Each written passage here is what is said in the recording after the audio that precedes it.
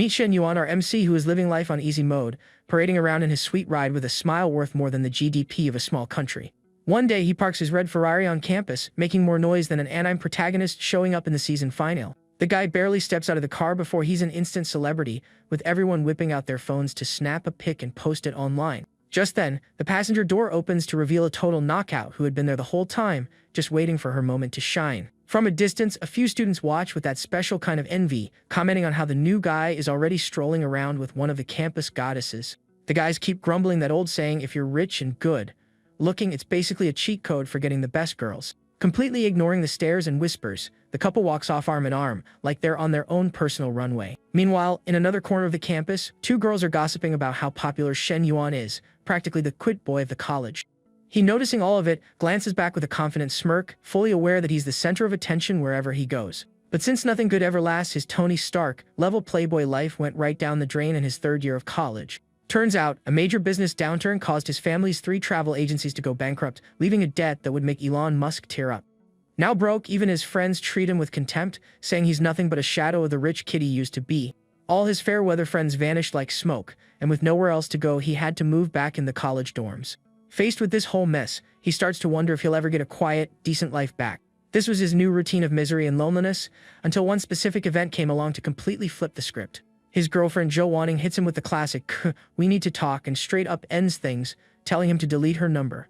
Hearing those cold words, our hero's expression just freezes, like he took a critical hit with zero chance to defend. In shock, the guy asks her if she has a heart to just throw away a 3-year relationship like that. With zero sympathy, the girl replies that their relationship was never a fairy tale, but more of an arrangement based on other things. To top it off, she tells him to never use their pet name again and walks toward another luxury car. She even adds that it's best if they never see each other again, as she gets ready to hop into the new whip. Faced with a scene like this, our MC surprisingly keeps his cool and even cracks a slight smirk. Just as the girl is about to close the door, he holds it and asks her to wait just 1 second. With a swift move, he corners her against the car and asks for the designer bags he bought for her back. Absolutely livid, the girl just loses it, screaming that she put up with him for 3 years, and now he wanted a few measly little bags back.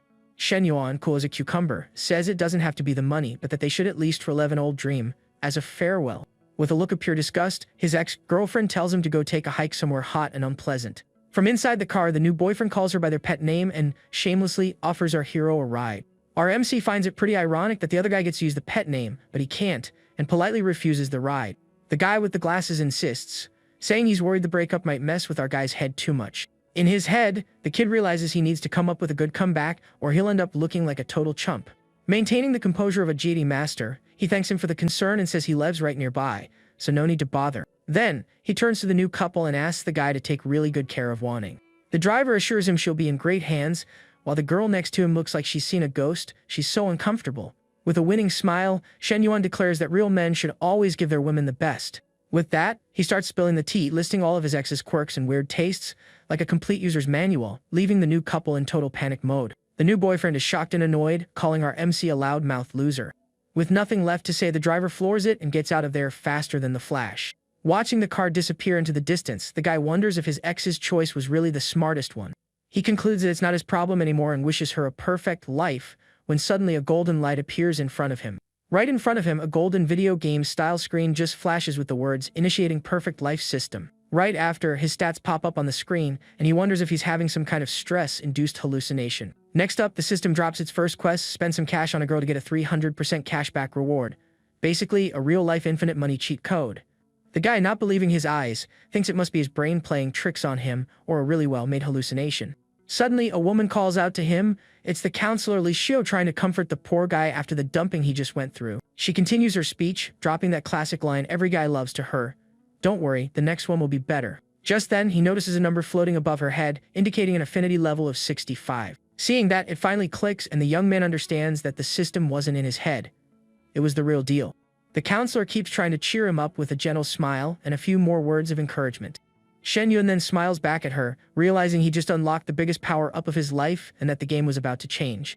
Seizing the moment, the woman decides to bring up a more serious topic and asks if he's thought about that scholarship she mentioned. He, already thinking about his wild plans with this new life cheat code, casually turns it down, saying the cash wouldn't solve all his problems and that another student definitely needed it more. Li Xiao then, being the sweetheart she is, offers to help him with any future troubles, even matters of the heart. After that quick chat, the counselor says goodbye and starts to walk away, leaving our hero with the gears in his head turning at full speed. That's when it hits him. He realizes that Professor La fits the mission criteria perfectly and decides it's time to test out this so-called system. So she doesn't get away. As if it were a scene from a K-drama, the guy gently takes her by the arm. With his best good boy smile, he thanks her again for all her concern and says he's going to buy her a tea to show his appreciation. It doesn't take long for the young man to return with the drink in hand, handing it to the counselor, who is visibly surprised by the gesture. With a slight blush, the woman thanks him for the kind and totally unexpected act from her student. He discreetly pulls out his phone and confirms that he spent 6 yuan and got 18 back. It's official, the system is real and it works. Our hero starts to wonder if he can keep investing in her as long as her affinity is above 60. His mind is already racing. He sees this as a golden opportunity to pay off his family's debt and, who knows, maybe become even richer than before. It's comeback season, folks. Filled with determination, the young man realizes he can't just go back to who he was. He can surpass his old self and become a version 2.0, stronger and with infinite money. The problem is his starting capital is low, so priority number 1 is to farm more cash and find the right girls to invest in. Sitting there on the steps, he takes stock and figures he's managed to scrape together almost 50,000 yuan from selling some stuff and taking out a few loans. In his mind, he knows he has to be strategic. After all, giving the professor an expensive gift out of nowhere would raise more suspicion than an anime villain with a tragic backstory. Cut to 1 hour later, we see a trash can with a gift box and wrapping paper thrown away. The art of disguise in action. Holding a purse that costs nearly 40,000 yuan, his plan is genius. Tell her it's a cheap knockoff, a high-quality generic, just so she'll accept it. When he gets to her apartment door, he knocks and wonders if she lives alone or with someone else. The woman answers wearing an apron and holding a spatula, completely surprised by the unexpected visit during her MasterChef moment. The guy immediately apologizes for interrupting her dinner, and the lady, still confused, asks what he needs. He then explains that the bag is just a small thank you gift for all the support she's given him. The professor, being a super by the book person, refuses on the spot, thinking it's too expensive and saying she was just doing her job, nothing special. Our hero sticks to his little white lie, saying the bag is just a cheap imitation and was only a symbol of his gratitude. Not wanting to be rude and hurt her student's feelings, the woman ends up accepting the bag and says she'll return the favor later. After taking the gift, the professor says goodbye and closes her apartment door. Mission accomplished. Or is it? Out of nowhere, she remembers she left the food on the stove and panics, yelling that dinner is a goner. In a moment of desperation, she opens the door again and invites the guy in for dinner, since he hadn't eaten yet. He, being no fool, accepts immediately, knowing this is the perfect chance to raise her affinity level and unlock more profits. Later, our guy sneaks a peek at his phone and sees the money hit his account with a profit of nearly 80,000 yuan. Stunks. He celebrates internally because he's never made 80,000 yuan this easily before, and he feels like King Midas for pulling it off all by himself. Back in the apartment, the professor calls him to eat, while he's still mesmerized by his phone screen. In the middle of their chat, she casually reveals that she doesn't have a boyfriend and turns to tie her apron, which had come loose. Noticing the woman's struggle, our protagonist offers to be the gentleman of the evening and help her tie the bow. He comes up behind her to help, making her a little nervous with all that closeness. The tension in the room just got thick. With his hands on her waist, the guy reassures her, saying he'll fix the bow real quick, no ulterior motives. Or are there? At that exact moment, like in any good rom-com, the door bursts open and a woman in uniform appears, asking what in the world is going on. The pair jumps, scared out of their wits like in a horror movie, and he starts stammering that it's not what it looks like, while the professor tries to hide her nervousness. Li Xiu then, to break the ice, introduces the intruder as her younger sister, the infamous Lemeng. Super awkwardly, our hero greets her sister, who shoots him a death glare that basically says, "I've got my eye on you, buddy." Feeling the mood get heavier than a Naruto filler episode, the young man makes up some excuse and says he needs to get back to campus. The professor is confused, since just a second ago he was all excited to sit down for dinner. As soon as he's out the door, the younger sister immediately tells the older one that the guy seems like bad news and that she should watch out. The two start a cute little argument about the cheeky student who is apparently trying to win over the professor. Walking back, he starts thinking about who his next investor will be, since the professor clearly isn't a gold digger like his aches. Suddenly, while he was lost in thought, someone bumps hard into his back. Turning around, he comes face to face with his friend Lao Huang and asks what the heck happened to make him look like such a mess. His friend's hands won't stop shaking, a mix of nervousness and desperation for some mysterious reason. Huang Haibao then yells, completely distraught, that the goddess of his life went to the movies with another guy. Shen Yuan remembers his friend is obsessed with a girl he's never even spoken to and asks, with all the patience in the world, if all this drama is just because of that. His friend, thinking he's being mocked, asks if he's messing with him, but our hero just looks up at the sky, deep in thought like a philosopher. Suddenly, Hei Bao is filled with hope, thinking that if it was just a movie, there's still a light at the end of the tunnel. Our protagonist, on the other hand, can only think that his friend's crush has made him toss all his dignity in the trash. But then he looks at the girl and BNGO, her affinity meter reads 72, a number even higher than the professor's. Jackpot. At that very moment, the girl's friend starts dishing the gossip, mentioning that his rich ex-boyfriend is now back on the market.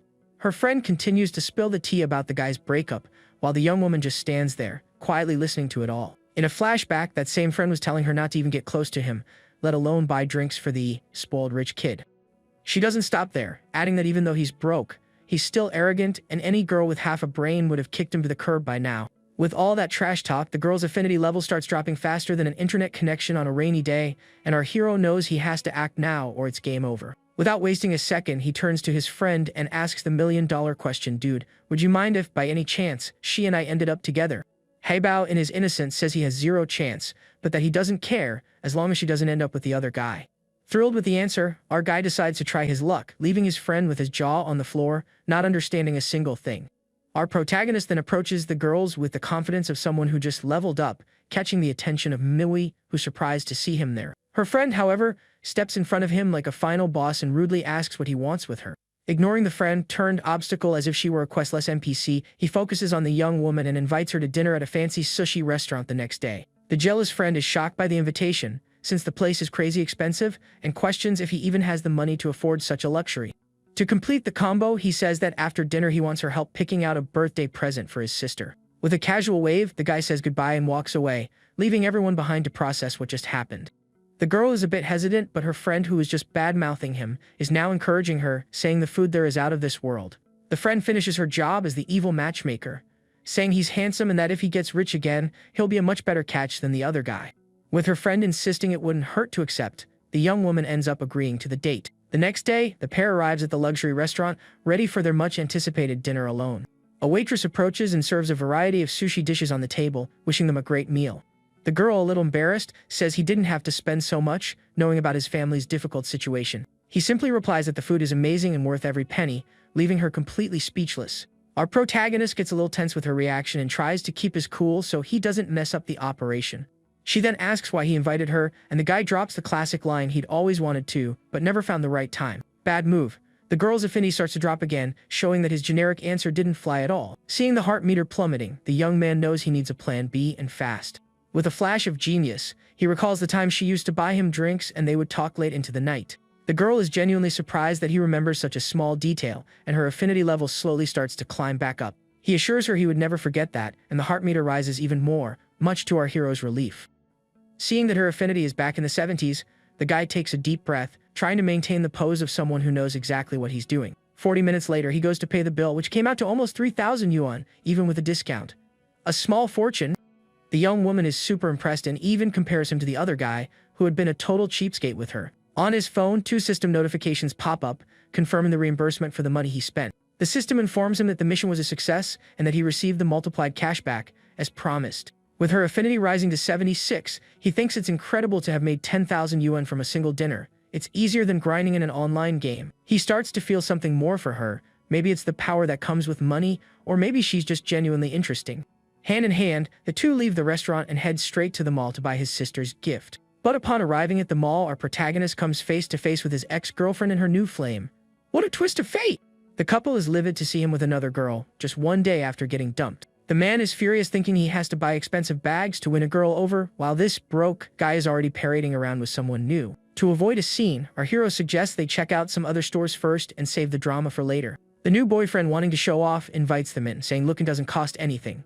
Famous last words. Our hero replies that it was just a coincidence and that he was only there to buy a gift for his sister. The guy with glasses full of sarcasm provokes him, saying he should be looking in a toy store, not a luxury boutique. Seeing the verbal sparring, the ex-girlfriend approaches the new girl for a direct confrontation in true woman-to-woman fashion. She then drops the warning, "Be careful, don't be fooled by this liar."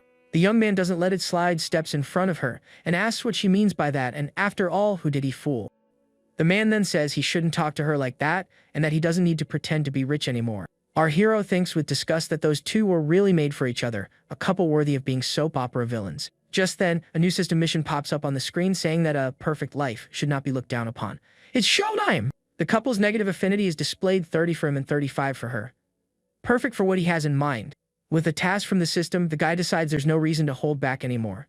It's time to lay his cards on the table.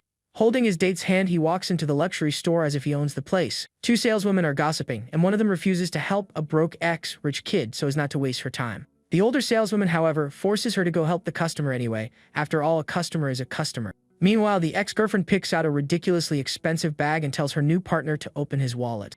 The attendant assigned to our hero complains that her colleague always gets the good customers, while she's stuck with the problematic ones. The other saleswoman compliments the woman's taste and offers a few more accessories that together cost 100,000 yuan. We see two super cute teddy bears with Angel Halos inside a fancy pink box. While the drama unfolds, the other girl picks out two bags for our guy's supposed sister. The attendant calculates the total and informs them that everything comes to over 50,000 yuan. The man turns pale at the price, thinking that a 20,000 yuan bag was already more than enough. The ex-girlfriend pressures him, telling him to pay up and show his power in front of our hero. Seeing the scene, our protagonist decides to buy both bags and the accessories the girl picked out all at once. The jealous couple's jaws drop, unable to believe what they just heard. The Matrix is glitched. The girl with him is also in shock at the amount of money he's about to spend. The saleswoman, surprised, asks if he's sure, since the gossip was that he was broke. She calculates the total to be 131,000, and he realizes he has that exact amount in his account. "It's fate, my friends!"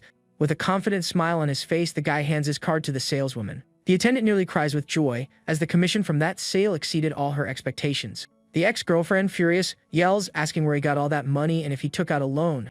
The guy teases her, saying he doesn't look broke, and that he should take the opportunity to buy another bag for his ex. The man with glasses gets super awkward, since even the car he drives was bought with a hefty loan. The ex-girlfriend tries to pressure him again, but he makes up an excuse and starts to back away. Pretending to get an urgent call, he dashes out of the store, leaving the girl standing there, fuming. The woman storms off, huffing with anger, yelling for our hero to watch his back and showing all her contempt. Our protagonist smiles victoriously as the negative emotion points have hit their target and the mission is successfully completed. With the situation resolved, the guy hands one of the bags to the girl, who refuses, saying it's too expensive. He insists she take it, as an apology for all the nasty comments she had to listen to. Without giving her a chance to refuse, he hands all the bags to the young woman, who is stunned by the gift. He then reveals the truth: the bags were bought for her from the start, so he could get the system's reimbursement. The girl is afraid she'll look like a gold digger if she accepts so many expensive gifts at once. She tries to refuse one more time, but the guy holds her hands gently, stopping her from giving them back. He says this is just the beginning, and that she has to accept, otherwise he'll feel bad about the whole thing. The system confirms the mission's completion and the reimbursement of 6 times the amount spent. His bank account is laughing. Now, with the girl as his new money source, he knows he has to take very good care of her so as not to lose her affinity. The young man suggests they head back to campus and thinks it's best to let things flow naturally between them. The girl blushes at his kindness, showing that she's starting to fall for him for real. Back at the dorm, he runs into the same bullies who used to look down on him, but now they treat him like a king. They congratulate him on his triumphant return and immediately ask for a celebration dinner, suggesting a huge party for the whole class. Our guy simply ignores his fake friends and walks into his room without saying a word. His roommate is furious because his rival is telling everyone that he went out with the goddess of his life. Our hero comforts him, saying with an air of mystery that his rival's glory days are numbered. His friend is skeptical. After all, the girl went out with the other guy, and in his mind, something more could have happened. The protagonist argues, didn't she agree to go out with him? Well, that proves she was with the other guy. Or does it? Without giving any more details, he just smiles confidently, leaving his friend even more confused about the whole situation. With plenty of cash in his account, the guy decides that the next day he will visit his family to finally help them out. Arriving home, he comes face to face with his uncle, Shen Yad, who greets him with a smile faker than a $3 bill. His poor dad is there asking for more time to pay off the debt, but the uncle seems to be in a hurry to get his money. Our hero, in full and aim spy mode, listens to the whole argument from behind the door with a very unhappy expression. The relative insists he needs all the money in the next few days, making up some excuse about his own expenses. His mother, who's no pushover, gets angry and throws it in his face that she's helped him financially in the past without all this drama. The father tries to play diplomat, but the mother remains outraged by her brother-in-law's complete lack of consideration. The uncle even has the audacity to say he's only being calm because they're family, and that with strangers it would be a different story. The woman is furious at the veiled threat and accuses him of being ungrateful after all the help he's received from them. Trying to prevent World War III in the living room, the father interrupts her and suggests selling the family's gold jewelry to pay the debt. And as if the universe were listening, the system activates a new mission: pay off the family's debts and get a double reimbursement. It's the family quest everyone wanted? Our guy is thrilled with the mission since he was already planning to help his family anyway. Now with a bonus, his mother, heartbroken, hands a jewelry box to her husband, lamenting having to part with it. Seeing that, the young man feels a pang of guilt, remembering he sold 2 of his mother's rings to buy a bag for his ex. Without a second thought, He walks in the room like a movie hero and says he's got the money to help pay off the debts. His parents obviously don't believe him and tell him not to joke around at a time like this. He insists it's true, and to prove it, makes a transfer to his father's account on the spot. The couple is shocked to see 200,000 yuan appear in the account out of nowhere and ask where all that money came from. To avoid explaining that he's become the protagonist of a manhwa with a money cheat, he comes up with the most modern excuse possible. He made some bold investments in cryptocurrency. His parents are filled with pride and super grateful, saying their son saved them from a huge problem. With the cash in hand, his mother pays her brother-in-law what she owes and sends a clear message: get out of here, and we don't want any more contact. The uncle is completely embarrassed by the turn of events and even tries to argue, but he's cut off mid-sentence. With a look that would make any villain tremble, our hero's mother yells for him to get out of her house immediately. With nothing left to do, the man runs out of there, more scared of his sister-in-law than a horror movie. He wonders how they got the money so fast, and if they might have won the lottery or something. Walking down the street, the uncle regrets being such a jerk and wonders how he's going to fix the mess he made. Meanwhile, the system confirms the mission's completion and deposits the hefty reward into our protagonist's account. He realizes, however, that he still has a long way to go to pay off all of his family's debts. Our young man decides the best move now is to use this capital to generate even more money. The classic, make your money work for you. With that in mind, he offers another 200,000 yuan to his father, saying he still has some saved up. His mother suggests he keep the money, but his father, completely ashamed, asks to borrow just 50,000. The scene is familiar. The protagonist's father acts exactly like he used to when he asked his parents for money. Our hero finds it hilarious, thinking about how crazy genetics are, seeing his father act just like him. He remembers when he was younger and asked his dad for money with the same embarrassed look. The tables have turned. Back at college, he runs into Professor Li Xiao, who is waiting for him on the stairs. The woman says she doesn't have classes that afternoon and flashes a smile so enchanting it could be a special ability. She then invites him to dinner as a way to return the favor from last time. Out of nowhere, like a secret boss popping up on the map, the professor's younger sister materializes with a soul-freezing glare. The guy tenses up just from her presence, as he already considers her his personal nemesis, the final barrier before the boss. He feels completely intimidated by the professor's sister and decides it's best not to mess with this beast. The two sisters just stand there staring at him, one with a sweet smile and the other with an expression that says, "Breathe near my sister and you're done for." Sensing a trap, the guy uses the Joestar family's secret technique. He makes up an excuse and runs for it, leaving the two sisters standing on the stairs. The younger sister warns that he has bad intentions, but the poor professor thinks she's just overreacting. Feeling the heat of the day, the protagonist starts to remember the good old days when he drove his sweet ride with the AC blasting. He remembers how nice it was to have his ex by his side on those drives and, for a moment, misses that time. Then he remembers he has a special fund in the system for buying a car and decides it's time to play that card. Without wasting any time, he sends a message to Manhwa, inviting her to check out some cars with him, and she immediately accepts. The girl's friend starts teasing her right away, saying they've barely started dating and they're already car shopping together. All embarrassed, the girl says they're not a couple yet, but her friend keeps up the teasing. Her friend says she hit the jackpot with a rich, handsome guy and that now it's just her turn. Suddenly, in the middle of the conversation, the young woman feels a sharp pain as she injures herself on a piece of clothing. An hour later, the couple arrives at a luxury dealership to pick out our guy's new toy. A salesman approaches and is suddenly surprised to see the girl, whom he knows from high school. The girl then recognizes the salesman. It's an old classmate who used to be all over her in school. There's always one, right? Our protagonist asks who the guy is, and the young woman introduces him simply as a classmate. The guy introduces himself formally, and the salesman greets him with a somewhat forced handshake. He then says they want to see the M9 model, one of the most expensive, making the salesman super suspicious.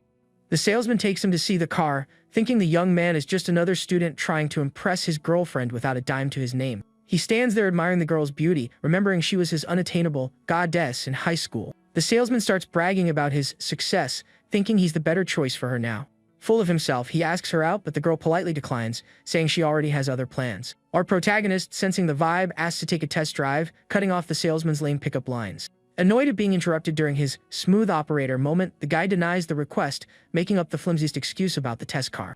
The young man, who's no fool, says he saw the test car right at the entrance and asks him to get another salesperson, since he doesn't seem very interested in helping. Without waiting for a response, he turns and calls the receptionist, politely asking for another salesperson to assist him. Suddenly, a super professional woman with glasses appears and offers to help them. The new saleswoman Chennai introduces herself and asks how she can be of service to the couple. Our hero gets a little flustered by the saleswoman's beauty, but tries to play it cool so he doesn't look bad in front of his date. Other salespeople start whispering that the customer is just a student trying to show off for his girlfriend. The first salesman, still fuming, says he's seen plenty like him and that they're nothing but show-offs.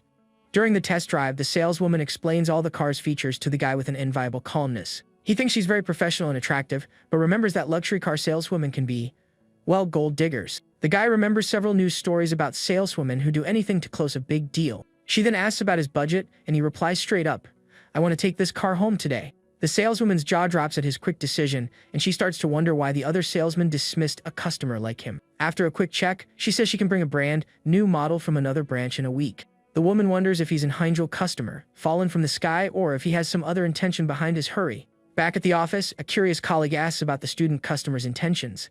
She informs him with a victorious smile that the guy bought the car, leaving her colleague shocked at how fast the sale went. The other salespeople are doubtful, saying he'll make up an excuse when it's time to pay, as always. The saleswoman then drops the bomb. Not only is he buying it, but he's paying in cash. The crowd was so shocked you could hear a pin drop. The salesman who lost the sale is furious, lamenting that he let a commission slip away that would have paid his rent for months. After everything is settled, the saleswoman says goodbye and even offers a ride for later, but our guy turns it down. He says they'll grab a cab, leaving the saleswoman a bit disappointed by the rejection. The saleswoman regrets perhaps having annoyed the customer's girlfriend and says her final goodbyes. The couple goes out to eat, but the girl seems a bit uncomfortable, with a little black cloud hanging over her head.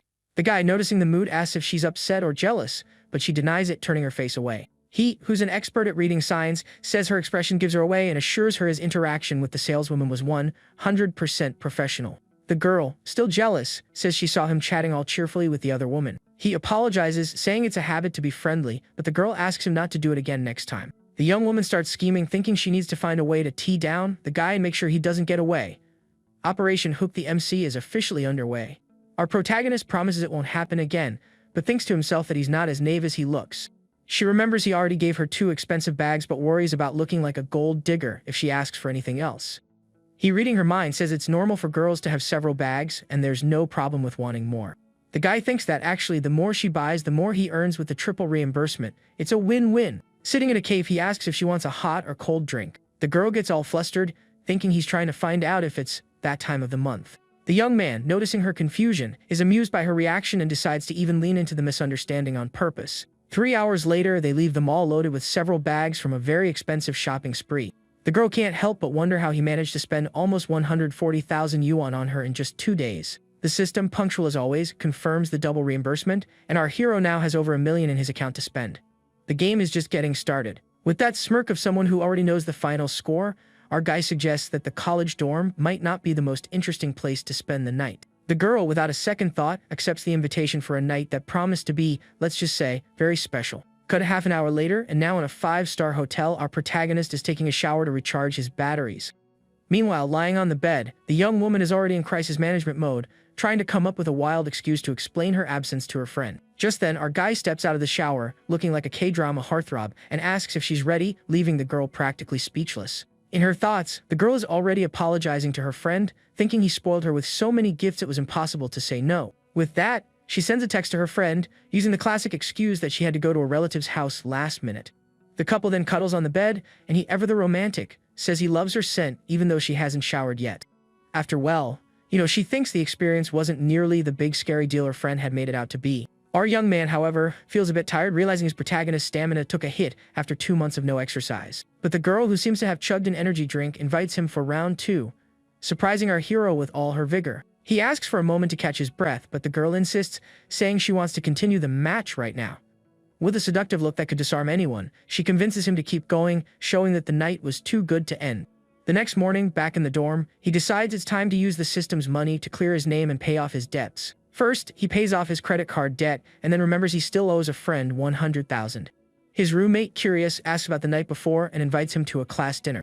Our guy then sees in the class group chat that his rival bought a new car and is showing it off to everyone in full "look at me" mode.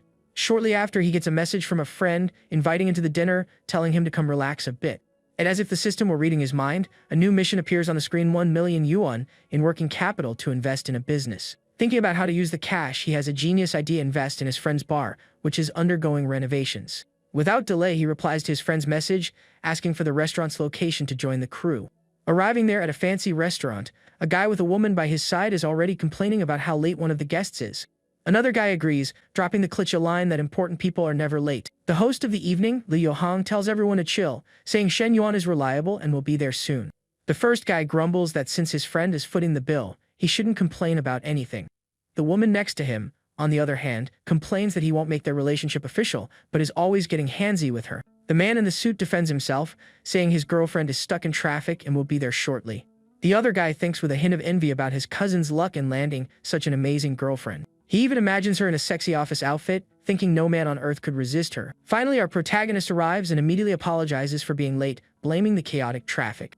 The host friend jokes about the delay, saying he should report the driver for incompetence. The man in the floral shirt teases him, saying he's lucky to have a private driver to blame. Suddenly, the man in the suit's girlfriend arrives, also apologizing for being late. The guy in the suit introduces her as his girlfriend who works as a car saleswoman. The woman then freezes, as she instantly recognizes our protagonist. It was the mysterious client who bought a car in cash the day before. Very professionally, she decides to pretend she doesn't know him and formally introduces herself to everyone at the table. 40 minutes later, the host announces the real reason for the dinner. He wants to renovate his bar and is looking for investors. He explains that he needs a 700,000 yuan investment and asks what everyone thinks of the idea. The man in the floral shirt is already skeptical, thinking his friend is probably broke. The other friends quickly back out, saying they came for a free meal, not to open their wallets. In the guests' minds, the rule is clear: anyone who brings up money at a time like this is a complete idiot. The host realizes the awkward position he's in, seeing that his friends just use him and bail at the first sign of trouble. Frustrated, he breaks the uncomfortable silence, asking why everyone went quiet after stuffing their faces. The guy in the floral shirt shamelessly suggests they help with a small amount, like a handout. The man in the suit criticizes the host's past investments, calling all of them financial disasters. Another guest uses the excuse that they still depend on their parents and don't have spare cash to invest. The host finally understands that his brothers are completely useless and are all talk, but when it's time for action, they disappear. Fed up, he says that borrowing is a different story, and if no one's interested, they can just forget about it. The man in the floral shirt agrees instantly, telling them to just eat, drink, and have fun. Our protagonist, seeing all the fakeness, gets annoyed and decides he's had enough of this circus. At that moment, he stands up and drops a bombshell on the table, saying he'll invest the 700,000 himself, leaving everyone looking like they've seen a ghost. The host is in shock, unable to believe what he just heard from his friend. The man in the floral shirt starts laughing, telling our hero to stop joking around. Another guy tells him to go wash his face, thinking he's had too much to drink and doesn't know what he's saying. The man in the suit advises him to act within his means, basically calling him broke and a liar. The guy in the floral shirt, to humiliate him completely, offers to pay for his cab ride home. The saleswoman, who knows the truth, wonders why everyone is doubting him, since the guy bought a super expensive car without even blinking.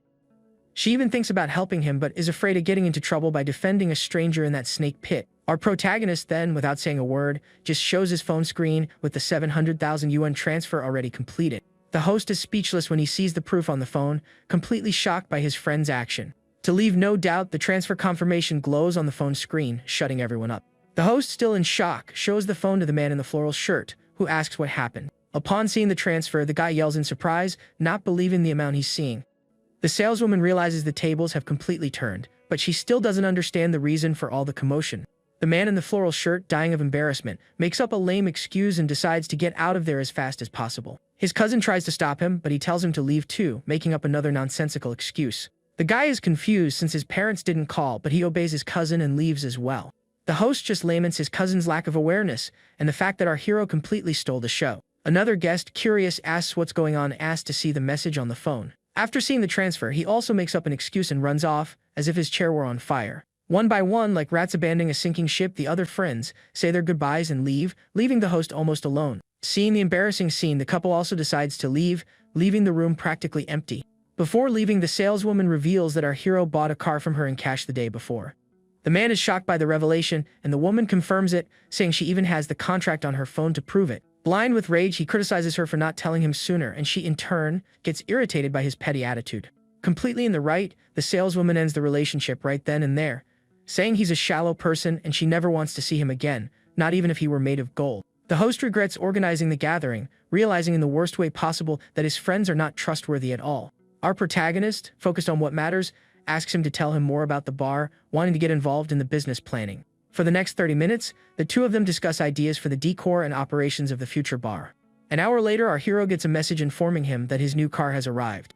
The saleswoman also gets a message from him and wonders what he wants to discuss with her in person. He, on the other hand, decides it's time to expand his money tree and make the most of the system's opportunities. The next day, the saleswoman is waiting at a restaurant, a little anxious for the meeting with her VIP client. She wonders if she arrived too early, as he hasn't shown up for their scheduled meeting yet. Suddenly, she sees her boss, the general manager of the dealership, entering the same restaurant. The man dismisses his companions, saying he has other important matters to attend to there. The coworkers who were with him start gossiping, wondering if the saleswoman is finally going to give in to the boss's advances. One of them even comments maliciously that it seems like she set up the meeting just to be seen by the manager. The man in the suit, the recently dumped ex-boyfriend, overhears the conversation and gets suspicious. The manager approaches the saleswoman's table and shamelessly invites her to join him, since she's alone. Without even waiting for a response, he sits down at the table and pressures her, saying there's no problem with them eating together. The woman scolds him on the spot, telling him to keep his distance, since he's a married man with a family. The guy laughs and says he can easily get a divorce if that's the only problem. The ex-boyfriend watches the whole scene from afar, feeling like a complete loser next to the manager's power. He wonders if he lost his girlfriend to a fat pig and is completely blinded by rage. Without thinking, the guy approaches the table and accuses the two of having an affair behind his back. The manager, confused, asks who he is, and the man in the suit responds with a gentle flick right in the middle of the guy's face. Blind with jealousy, he accuses him of being a total jerk, and the two start throwing hands right there, in the middle of the fancy restaurant. The manager, who wasn't about to take that disrespect, fights back, and the exchange of pleasantries between the two kicks into high gear, turning the place into a deleted scene from Fight Club. It's at this exact moment of pure chaos that our protagonist arrives, walking into the brawl and looking like he accidentally picked the wrong anime episode and landed in a random fight scene. At that moment, he realizes her ex-boyfriend is just some random chump and that if it weren't for the manager, he'd be the one getting beat up. Unfazed by the ongoing brawl, our hero invites her to ditch the scene and let the two brutes sort it out themselves. Once in the car, she opens up and reveals that her relationship with that guy lasted only 2 weeks and ended because he was a total loser. She still seems worried about her boss, but our protagonist, already thinking 10 moves ahead, advises her to just find another job.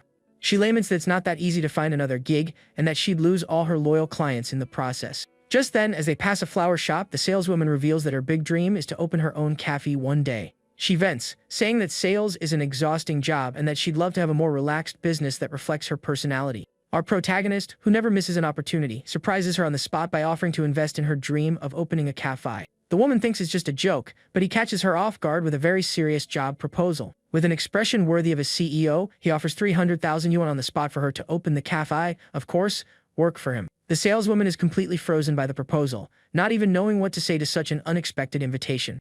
Almost instantly, her affinity rises to 64, showing that the proposal was a critical hit to her heart. He realizes that a new money tree has just sprouted, thrilled to have earned her trust so quickly. Still in disbelief, the woman asks if he's serious, completely shocked by the offer. He confirms it and sweetens the deal with a generous salary, a new car, and bonuses if the cafe turns a profit. It's the full package. Doing the math in her head, she calculates that her annual income would easily surpass 300,000 yuan.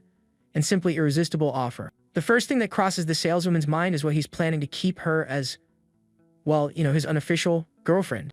She thinks the terms are too tempting, but she's not at all interested in being the other woman in anyone's life.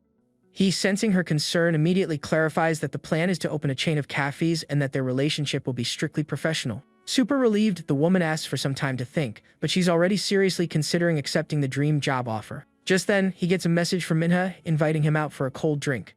Our guy is surprised by the girl's boundless energy, but accepts the invitation with a small condition. With that, he says goodbye to the saleswoman, asking her to think carefully about the proposal and let him know her decision later. Later, he arrives at the arranged hotel room, where the young woman is already waiting eagerly for him. Without wasting a second, the girl hugs him, saying she missed him, and he, of course, returns the affection. Suddenly, she stops, sniffs the air, and detects the scent of another woman on him, giving him that suspicious detective look. He's surprised and tries to explain, saying it must be the perfume of the car saleswoman. With a jealousy that would make a soap opera villain envious, she pins him against the wall, asking if he's been seeing other women. He hugs her to calm the beast and denies everything, explaining that he was at the dealership and must have picked up her scent by accident. The girl warns him to stay away from the saleswoman and, most importantly, to let her know before he goes out with any other woman. Our hero just thinks that he needs several money trees if he wants to take full advantage of the system, so a little jealousy is part of the game. The young woman then says she's going to take a shower, but he stops her, saying with a smile that the shower can wait. Coming up behind her, he hugs her and whispers that if she's not going to shower, she'll have to do something else. Shortly after, her clothes conveniently fall to the floor, indicating that the night was just beginning for the lovebirds. He repeats that he loves her scent just like this, without a shower, leaving her both embarrassed and excited. The girl replies that she likes his scent too, and the two give in to that moment of passion. He kisses her on the neck, saying she's lit an uncontrollable fire in his heart. In response, she moans his name, confessing that she really likes him, much more than she ever imagined. Cut to 2 hours later, the young woman looks like she just downed a giant energy drink and still wants more, but our guy is exhausted and sweating buckets. He realizes her energy is on a whole other level compared to his ex, and he feels like he's run a marathon without training. Looking at the system screen, he sees that her affinity has risen to 90 after these nightly exercises. As a reward, the system gives him a lottery ticket, a spending voucher, and most importantly, a new skill. The guy gets all excited seeing the skill's name, Ruthless Power, already imagining that now he'll be able to rule the playground. He apologizes to the girl in his thoughts, warning her that he's in control now and the game will be played his way. Our protagonist then activates the new skill and feels a wave of power, like Goku going Super Saiyan for the first time, coursing through his body. The feeling is incredible, and he realizes the system is smart, giving rewards based on exactly what he needs most at the moment. The guy thinks that if it was like this with her, reaching level 90 with the professor is going to be a long and tough road. Eagerly, he decides it's time to test the power the system gave him and see what the new skill is capable of. The young woman, oblivious to everything, asks why he didn't take a shower, and he replies that he changed his mind. With a confident smile, he approaches her, ready to test his new power, firsthand. While our hero was busy leveling up his new skills, the saleswoman was venting to a friend about the job offer that fell from the sky. Her friend, of course, immediately raises a red flag, thinking the overly generous offer was a trap like a Nigerian prince scam. She then explains that it wasn't some random stranger, and that the guy simply bought a car in cash, without even haggling. Hearing this, the friend's curiosity does a 180, and now she wants to know his age, and of course, if the rich guy was at least cute. Our saleswoman, a bit embarrassed, admits that he was quite a looker, which only made her friend's eyes sparkle even more. Her friend, who clearly doesn't miss an opportunity, lays it on the line, saying age is just a number when the bank account has multiple zeros. But there was one small detail: the saleswoman remembers the guy already has a girlfriend, but to her friend that was just an obstacle to be overcome. She's shocked by her friend's suggestion to just steal him, as if it were the most normal thing in the world. The friend, who's no fool, offers to take him if she doesn't want him, but the saleswoman shuts that down immediately. To end the conversation, she makes up an excuse that her boyfriend has arrived, hangs up, and puts her phone away. Looking out the window, our saleswoman stands there lost in thought, reflecting on the proposal that could change her life forever. 40 minutes after that intense training session, the girl asks why he seems so different, well, more vigorous this time. All embarrassed, she hides under the covers, saying that already partied twice in such a short time. He, full of himself with his new power, asks if she liked it and invites her for another round, showing that his energy bar was full.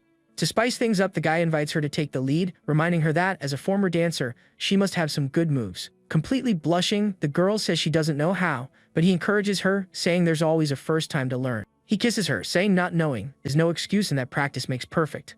Playfully, she calls him naughty, as she fully gives in to that moment of pure passion. The next morning, our hero wakes up feeling brand new, ready to seize the day since he had no classes. With time to spare, he decides to check the lottery ticket the system had gifted him. With his heart in his throat, he compares the numbers on the ticket with the winning results on his phone, with the same anticipation as an anime fan waiting for a tournament outcome.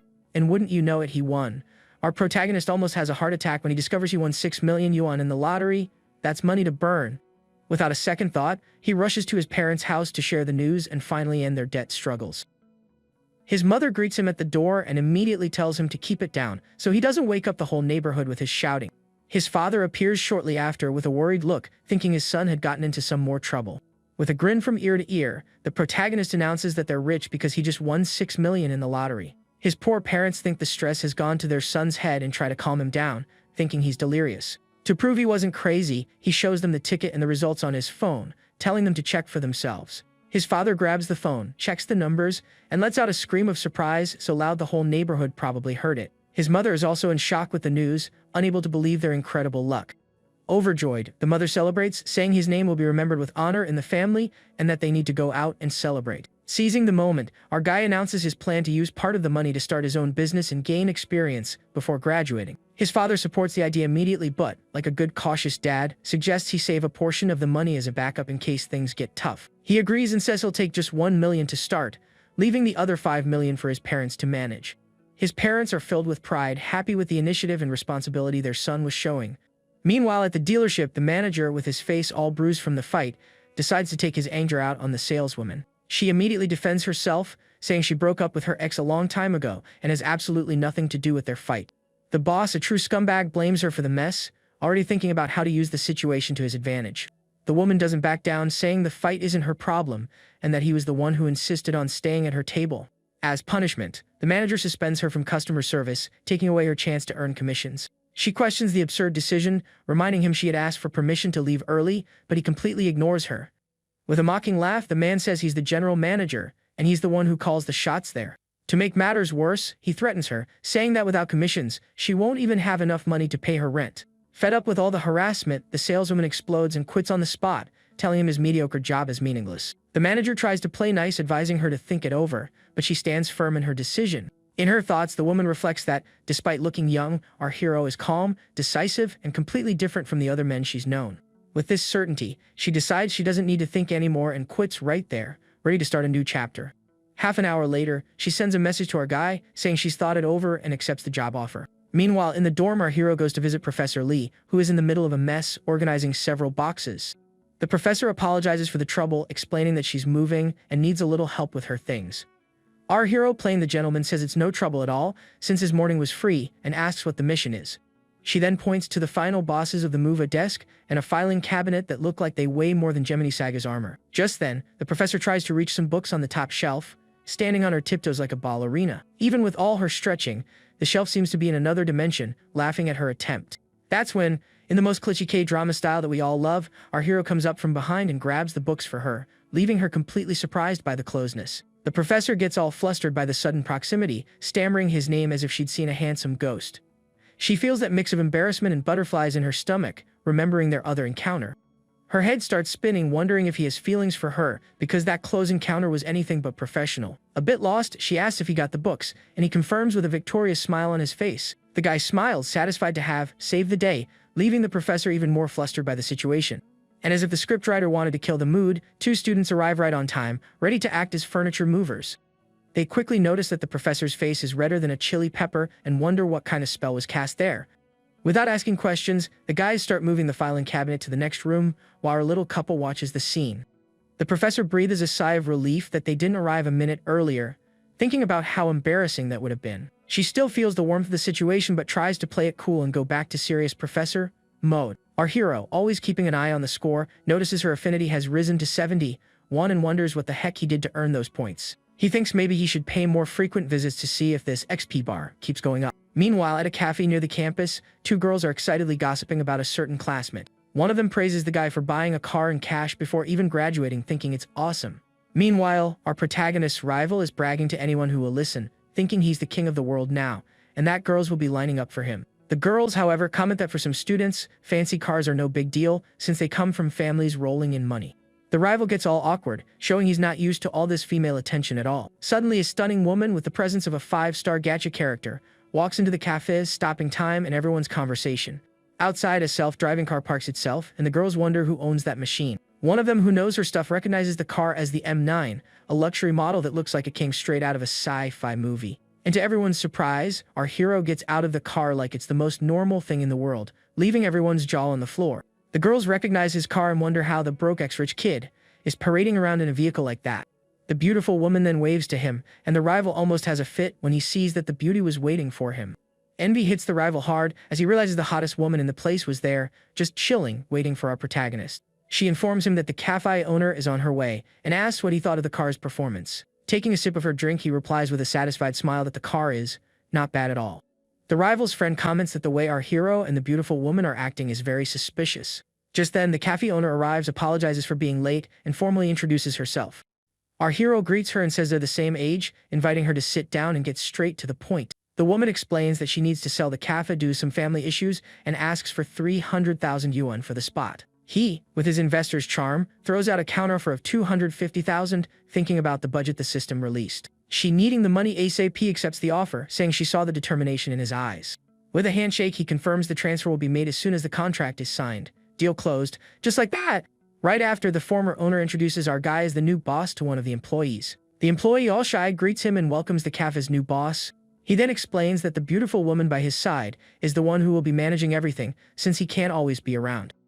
The girls at the other table start their conspiracy theory, saying he only bought the cafe because of the hottie he was with. The rival feels like total trash, completely defeated and humiliated, with his confidence hitting rock bottom. The new cafe manager observes the whole scene, feeling like a fish out of water in that situation. Suddenly, the former owner's phone rings, breaking the mood and interrupting their conversation. She excuses herself to take the call, leaving the two of them alone for a moment. The new manager instantly recognizes the voice on the phone, It was the wife of the sleazy manager from the dealership. Our hero notices the coincidence and is disgusted by the manager's audacity. His new manager then reveals that she has proof of her boss's harassment and was planning to expose the creep. He, however, advises her against it, thinking about the consequences it would bring to the man's family. Like a true hero, our guy offers to handle the situation without her having to get involved, promising to take care of everything. The woman thanks him, super relieved not to have to deal with that huge problem alone. He then informs her about the payment and the initial capital for the cafe, leaving her even more surprised by his generosity. The system, which never sleeps, rewards him with more investment funds and some mysterious prizes. The former owner says her goodbyes, thanking him for the deal and saying she hopes to see him again soon. As he shakes her hand, he feels a soft touch and thinks about the charm of an experienced wife. For a brief second, our guy has a little fantasy, imagining a special, uncensored episode with the lady. He says goodbye, saying they'll definitely see each other again, and watches her leave with a smile on his face. Half an hour later, our hero and his new manager are at a fancy restaurant to celebrate their new partnership. Looking at her, he thinks the woman is simply irresistible and that any man would feel the same way. He then invites her to sit next to him, making her a little embarrassed by the invitation. He then asks her to come closer, thinking it's time to collect some interest on all that investment.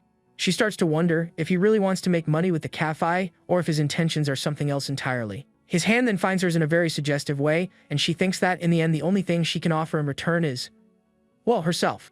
The woman tries to stop him, saying the waiter is coming, but he reassures her with a look. He pulls her closer into a hug from behind that leaves her breathless and with no chance to resist his boldness. 10 minutes later, the waiter arrives with the dishes, acting as the official mood killer of the night. Our guy moves away and invites her to eat, leaving her all flustered and with her heart racing. He offers her the house specialty, and she accepts, still trying to process what had just happened. In her thoughts, she thinks he's handsome, but a total player, for acting that way. The woman feels a little embarrassed, but can't deny that she was attracted to his bold style. 40 minutes later, he pays the 2,652 won bill without even blinking. The guy mentally calculates he just made over 5,000 yuan just from the system's triple reimbursement. Stunks. She, want to be professional, says she wants to go back to the cafe to get familiar with everything and start working. He, with other plans in mind, invites her to go home, saying the work can wait until the next day. She ends up accepting the invitation, and he takes her home with that smirk of someone who already knows what's going to happen. At her apartment door, he drops the classic line, "Don't you want to invite me up for a glass of water?" She hesitates, saying it wouldn't look right, but he insists, using all his charm. With a direct question, he asks if there's another man in the apartment, making her blush. The woman denies it, and he convinces her to let him come up, saying there's nothing wrong with it. She tries to refuse more firmly, but he presses her against the wall, ready for the next step. The guy corners her, leaving her with no escape and completely at his mercy. Without further ado, he kisses her, saying he wants a different kind of water, and the night finally heats up. The woman moans in pleasure, giving in to the moment and throwing all her hesitations out the window. While things are heating up upstairs, downstairs, her ex-boyfriend arrives with a bouquet of flowers in full "I want my ex back" mode. He leaves the flowers at the door, thinking that romantic gesture will win her heart back. But when he hears some, let's say, very lively sounds, he realizes she's moved on and gets more pissed than the Hulk. Blind with rage, he screams the manager's name, thinking she cheated on him with her boss, and starts pounding on the door. Our hero recognizes the pest voice and wonders why the guy insists on being the annoying extra in her life. To drown out the noise, he kisses her, saying it's just some loud neighbor next door. Not giving a damn about the banging on the door, he picks her up and carries her to the bedroom. The ex-boyfriend finally gives up and leaves, leaving a bitter message for the happy couple. An hour later, the woman complains about being tired but admits the experience was very good. He pulls her back into bed, saying that if she just lies down, she won't get tired so quickly. With his new infinite energy skill, he feels ready to go all night without needing a stamina potion. The next morning, our guy wakes up to the delicious smell of grilled cheese and fried eggs. He finds her in the kitchen making breakfast in a super cute apron. The woman cooks with a smile on her face, showing a more domestic and caring side he hadn't seen before. He realizes she's much more thoughtful than the first impression he got at the hotel. And as if the scriptwriter was just waiting for the cute moment to end, the system activates a new mission by a property for the new cafe manager. The game never stops. Our hero dreams of the ultimate goal of every isekai protagonist, a life of pure luxury, complete with a pool party full of waifus. But reality calls him back, with his new manager waking him up and telling him breakfast will be ready in 2 minutes. With that mischievous little smile, he asks if it's just breakfast, hinting that maybe he wants an early dessert. Coming up behind her in a hug, our guy says she can make her own breakfast because he's already chosen what he's going to eat. Then he just drops the bomb, inviting her to buy a house like he's asking her to buy bread at the bakery, leaving the woman in a state of shock. She's left wondering what the catch is, since he devoured her all night and now he comes up with this. The lady hesitates, saying it's too much money and that money doesn't grow on trees, but he shuts her up with a kiss. Little does she know that for him, with the system activated, it's almost as if money does grow on trees. He hugs her and says he wants to buy a house for her because he doesn't want his partner to be treated poorly. Our hero even teases her, saying they made so much noise that the neighbors probably know their names by now. With a kiss, the young man admits he's also to blame, but her happy screams were quite loud. The woman then remembers she had plans to meet two friends for coffee and suggests they can look at houses later. He argues that choosing a house and dealing with the paperwork takes time, and she ends up agreeing to postpone her plans. Without delay, she sends a message to her friends, canceling their get-together and suggesting they meet up at night. On the other side of town, one of the friends tells the other that the cafe manager bailed on them because of something unexpected. The other friend, who is a personal trainer, wonders what the reason for such a last-minute cancellation could be. The first friend is already doubting the whole cafe story, thinking the manager was either fooled or is just fantasizing too much. But the trainer is super curious to meet this supposedly rich and handsome young man her friend snagged. Her friend agrees to ask for more details and grabs her phone to send another message. The reply comes and she almost faints when she finds out the unexpected thing was that the guy was taking her friend to buy a house. The two friends peel out, completely shocked by the news that he was just going to buy her a house. The trainer does the math in her head and figures the guy was willing to spend almost 1,000,000 yuan on her friend. With that, she decides she has to meet him, thinking she has way more assets to attract a rich man than her friend does. The personal trainer then convinces the other to gulp. Their friend check out the house with very clear ulterior motives. Her friend agrees immediately and sends a message to the manager, offering herself as a real estate expert. 40 minutes later, they arrive at the sales center, jaws dropped at the luxury and extravagance of the place. Her friend waves to the manager, all excited to see her after so long. Without wasting any time, the trainer asks to be introduced to the great catch her friend is with. The manager then introduces her friends, a personal trainer and a car saleswoman. Next, she introduces our hero to her friends, who check him out from head to toe with an interested gaze. The trainer immediately goes on the offensive, inviting him to train at her gym and complimenting his physique. He, being very clever, declines the invitation, saying he wouldn't be able to concentrate on his workout with her around.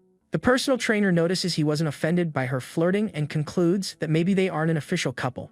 With an X-ray vision, she notices her friend's slightly scraped knees and deduces that the previous night was intense.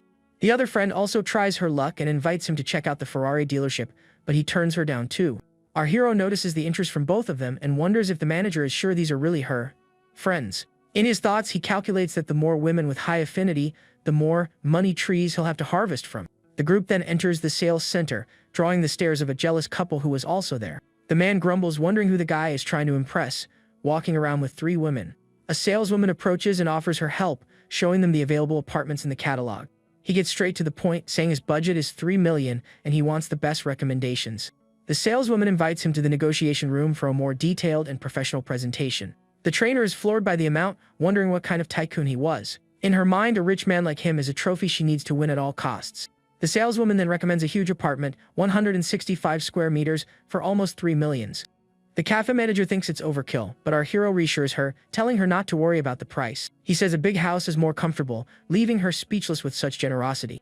Her friends just watch, thinking he's the kind of loyal and generous sponsor that only exists in fan fiction. With his negotiation skills, he asks for more discounts, saying he knows very well there's always room to lower the price. In a masterstroke, our guy trades the discounts for 2 parking spots, showing he's not just rich, but smart too. The trainer becomes even more determined to win him over, completely impressed by his cleverness. He notices her intentions and wonders what that woman's plan is. Discreetly, the trainer adjusts her dress strap, trying to use her powers to seduce him. He watches her out of the corner of his eye, thinking she's truly impressive and imagining what a private training session would be like. But focused on the mission, the guy turns his attention back to closing the deal on the house. Half an hour later, the saleswoman informs him that the final price with the parking spots is 2,098,000. His friends are stunned to see that he not only bought the house but put it in the cafe manager's name. The system confirms the mission's completion and the reimbursement, making his bank balance jump to over 15 million. To top it all off, he receives the mysterious reward, a luxury villa in one of the country's top 10 cities. It's a legendary loot drop. The saleswoman congratulates him and takes the opportunity to ask for his contact information for future purchases, flirting shamelessly. He, being no fool, agrees to exchange contacts and shows her the QR code on his phone to scan. The trainer is furious, thinking the saleswoman is trying to steal the prize that should be hers. She approaches and says she's also thinking about buying a small apartment there. The personal trainer offers again to help with his training, and he accepts without any issue. After everything is settled, he says goodbye to the manager, saying he has other commitments and that they can go have fun. The trainer is disappointed he's not staying for lunch, but the hunt isn't over yet. The manager's friend suggests they grab a bite and then have some coffee to enjoy the rest of the day. The trainer agrees, already scheming a plan to get closer to him in the future. Half an hour later, back at the college cafeteria, our hero finds Professor Lee eating lunch alone. At other tables, some students are whispering about the professor's beauty and loneliness. She's on the phone discussing a university project and seems quite worried. The professor hangs up, clearly frustrated with the lack of progress on the project. He approaches and asks what's bothering her, and she vents about the university's startup incubator. She explains that the school wants to support student entrepreneurs, but the biggest problem is the lack of funding. The professor says the school provides the space and guidance, but needs partnerships with companies for the cash. He asks what the school can offer in return, and she replies, disheartened, only talent. She laments that the university doesn't have many advantages to attract major investors. The professor feels frustrated with the situation, thinking about the pressure the company directors are putting on her. He even considers investing but worries about the low success rate that university projects usually have. She notices his interest and asks if he's thinking about participating in the project. She says it's a good idea but warns him that the project hasn't even been officially launched and it could be a tough road. As if it were listening to the conversation, the system activates a new mission, gain prestige and influence by investing in university projects. Our guy sees the perfect opportunity, since the system basically covers the costs and the risk is zero. With an investor's mindset, he asks who evaluates the projects, whether it's the school or the investor, wanting to ensure he has control. The professor explains that, in theory, the school evaluates them, but there's always room to negotiate the terms. Without beating around the bush, he offers to invest, with the sole condition that he can evaluate the projects himself. To prove he wasn't joking, he shows her his bank balance on his phone, leaving her completely shocked. The professor is speechless when she sees the 9 digits in his account, over 15 million yuan. He uses his usual excuse, saying he made some bold investments in cryptocurrency, and she's super impressed. To her, the situation is surreal. One of her students became a multimillionaire overnight. Joking around, he invites her to drop everything and run away with him, promising a life of luxury and world travels. For a moment, the professor allows herself to dream of a life like that, running on the beach and enjoying the sun by his side. Back in reality, she questions him about the investment, reminding him that university startups rarely turn a profit. He replies nobly that his main goal is to contribute to the university's development. The professor remembers his invitation to run away together and wonders if, deep down, he was being serious. She gets all embarrassed by her own thoughts, remembering he's still her student. He says goodbye, telling her he'll talk to the secretary about the investment and invites her to think about his proposal. Later, he gets a message from the cafe manager with a photo of her that, let's just say, wasn't meant for HR. Across the courtyard, a classmate watches him from afar, wondering why she still thinks about the hike's rich kid. Her friends are talking about our hero's roommate, who has asked her out several times. One of the friends, acting as the voice of reason, advises her to think carefully, as going out with that guy would only hurt her reputation. The other, sensing danger, tells them to keep it down because the guy is walking toward them like a scene from a horror movie. The classmate points out that he's probably heading to some part-time job, trying to justify the situation. The more curious friend suggests finding out where he works, but the other thinks the idea is totally inappropriate and invasive. Not caring at all about her friend's opinion, one of the girls boldly approaches him, asking where he's working and if they can go support him. He, sensing the mockery in the air, decides to play along and invites him to the cafe where he works. Arriving at the cafe, the 2 new managers are waiting anxiously, ready to start a new chapter in their lives. The friends are jaw-dropped by the women's beauty, thinking they must have escaped from a shoujo manga. The trainer, who's no fool, questions him about his so-called commitment, and he replies that the ladies just came for coffee. And then he drops the bomb. He introduces them as his new employees, leaving his classmates' brains completely fried. With the utmost naturalness, our guy asks the employee to take the 3 girls' orders, saying it's on the house. The employee, super friendly, invites them to sit down, and they settle at one of the cafe tables. The classmates almost have a heart attack when they hear the employee call him boss. The light bulb finally went on. Completely embarrassed by the misunderstanding, they decide it's time to beat a hasty retreat and escape the awkward situation. One of them, feeling humiliated for being tricked, curses him under her breath as she leaves.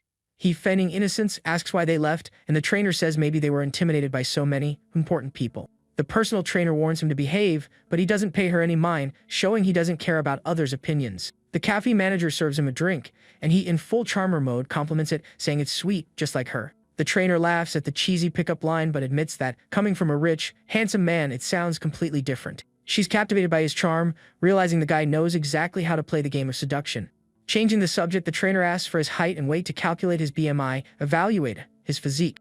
She's surprised to learn he's lost weight recently, and he teases her with a reply full of innuendo. He says it was due to overexertion, leaving the cafe manager blushing like a tomato because she knew exactly what he was talking about. The trainer smiles, getting the hint immediately and enjoying the whole situation. She advises him to work out more to gain muscle mass and improve his conditioning, offering to help, of course. He teases her back, saying he'll think about it while she's trying to meet her sales quota for the day. The trainer says goodbye, mentioning she has a class and that they'll see each other soon. Before leaving, she winks at him, and our hero thinks to himself that he'll tame that beast sooner or later. Without missing a beat, he invites the manager for some special training on the second floor, and she's completely confused. The guy pulls her in for a kiss, saying her skills need some extra practice to be perfect. He kisses her with all the passion in the world, completely ignoring the presence of the other employee in the cafe. The woman moans in pleasure, surrendering to the kiss and forgetting all her worries. The employee downstairs hears the suspicious sounds coming from upstairs and wonders what kind of meeting is going on. The cafe manager moans her boss's name, completely lost in the intense moment. The employee, realizing things have heated up, decides to close the shop early, thinking it's best not to interrupt the training. At that exact moment, the trainer comes back to get the purse she forgot and finds the shop closed, getting super annoyed. The employee tries to explain the situation, but the trainer ignores her and starts banging on the door impatiently. That's when she hears the moans and realizes what's happening, shocked by the couple's boldness. 10 minutes later, she's still there waiting, wondering where he gets all that energy. The trainer licks her lips, thinking our hero is truly a rare and powerful specimen. Giving up on waiting, she says goodbye and leaves with a mischievous smile on her face. The cafe manager, upon realizing everything, thinks the trainer heard the whole scene and feels completely embarrassed. He kisses her again, saying that real training needs an audience to be more effective. In another part of the city, Secretary Liu asks if that student really wants to invest in the startup incubator. Professor Lee confirms it, but the secretary, full of suspicion, doubts he has the money for it. She then reveals that she personally checked his bank account and that the guy has over 10 million yuan. The secretary's jaw drops at the amount and he asks if the money doesn't belong to his parents. The professor confirms that the money is all his and that he has full control over the funds. The secretary then asks the guy to come to his office to hear the proposal directly from him. In his thoughts, he plans to put the student in his proper place, so he doesn't feel too important. Our hero gets a call from Professor Lee right in the middle of his training with the manager. He answers the call, asking what she wants while still holding the manager in his arms. The guy immediately realizes the school is trying to control him and decides it's time to take the reins. Without any ceremony, he hangs up on the secretary, saying he's busy and they can schedule another time. The professor is shocked by his attitude, thinking the student has some serious nerve. The secretary, on the other hand, is furious for being disrespected so blatantly by a mere student. He feels completely humiliated, as even the student leaders treat him with the utmost respect. The professor, trying to put out the fire, suggests inviting him to dinner, since he's the potential investor. She agrees to send him a message, ready to try a friendlier, less authoritarian approach. He receives the message and decides to make them wait on purpose, to gain more bargaining power over the investment. The cafe manager, being super understanding, lets him go, saying he can handle his business and they can have dinner later. He watches her, thinking about how well she takes care of him and what an amazing woman she is. Suddenly, his phone rings again. It's Manhwa inviting him for a walk. He teases her, saying he thought the invitation would be for a cold drink, but she declines. She explains that it's that time of the month and she can't drink, but offers to go anyway if he insists. Concerned for her health, he says he'll pick her up from the dorm to take care of her. The young woman hugs him, super grateful that he's concerned and not pressuring her to go out. She kisses him on the cheek, saying he's the sweetest and most caring boyfriend in the world. Seizing the moment, the girl questions him about their relationship, wanting an official title. He kisses her and says it's obvious they're a couple, leaving her on cloud 9. Giddy with joy, the young woman hugs him and asks if he truly loves her, and our hero, a master of seduction, confirms with a kiss that says "Heis" in every language. She then asks the final question if she's his only girlfriend. Our hero agrees instantly, but we, the audience, know there's a huge asterisk on that answer. And that asterisk is huge because mine and the others aren't girlfriends, they're darlings and babes. It's the classic love contract loophole. To celebrate her new official girlfriend status, he promises a reward for her being so understanding and invites her to every rich person's favorite sport shopping. But he's not talking about buying a little shirt. Oh no. The guy simply offers her a car or a house, leaving the girl with her jaw on the floor, not knowing how to process such an offer. But before the shopping marathon, he takes her back to the dorm, playing the attentive boyfriend and telling her to rest well. On the way, the traffic light turns green, as if the universe itself were saying, "The path is clear for your next adventures, my dear protagonist." And speaking of adventures, his phone buzzes with a message from the trainer, inviting him for a workout at the gym. Our young man, who never misses a chance to flirt, teases her back, saying the video she sent would only be inappropriate for men with dirty minds. The trainer smiles, realizing he played along and isn't treating her like a mere stranger. In her mind, the door to conquest has been officially opened. Meanwhile, at the gym, the trainer runs into a colleague who immediately asks the reason for her ear-to-ear grin so early in the day. The personal trainer, all mysterious, says it's because of a very special friend who has appeared in her life. She then drops the gossip of the century. She tells her that a friend got a sugar daddy who just gave her a 3 million yuan apartment as a gift.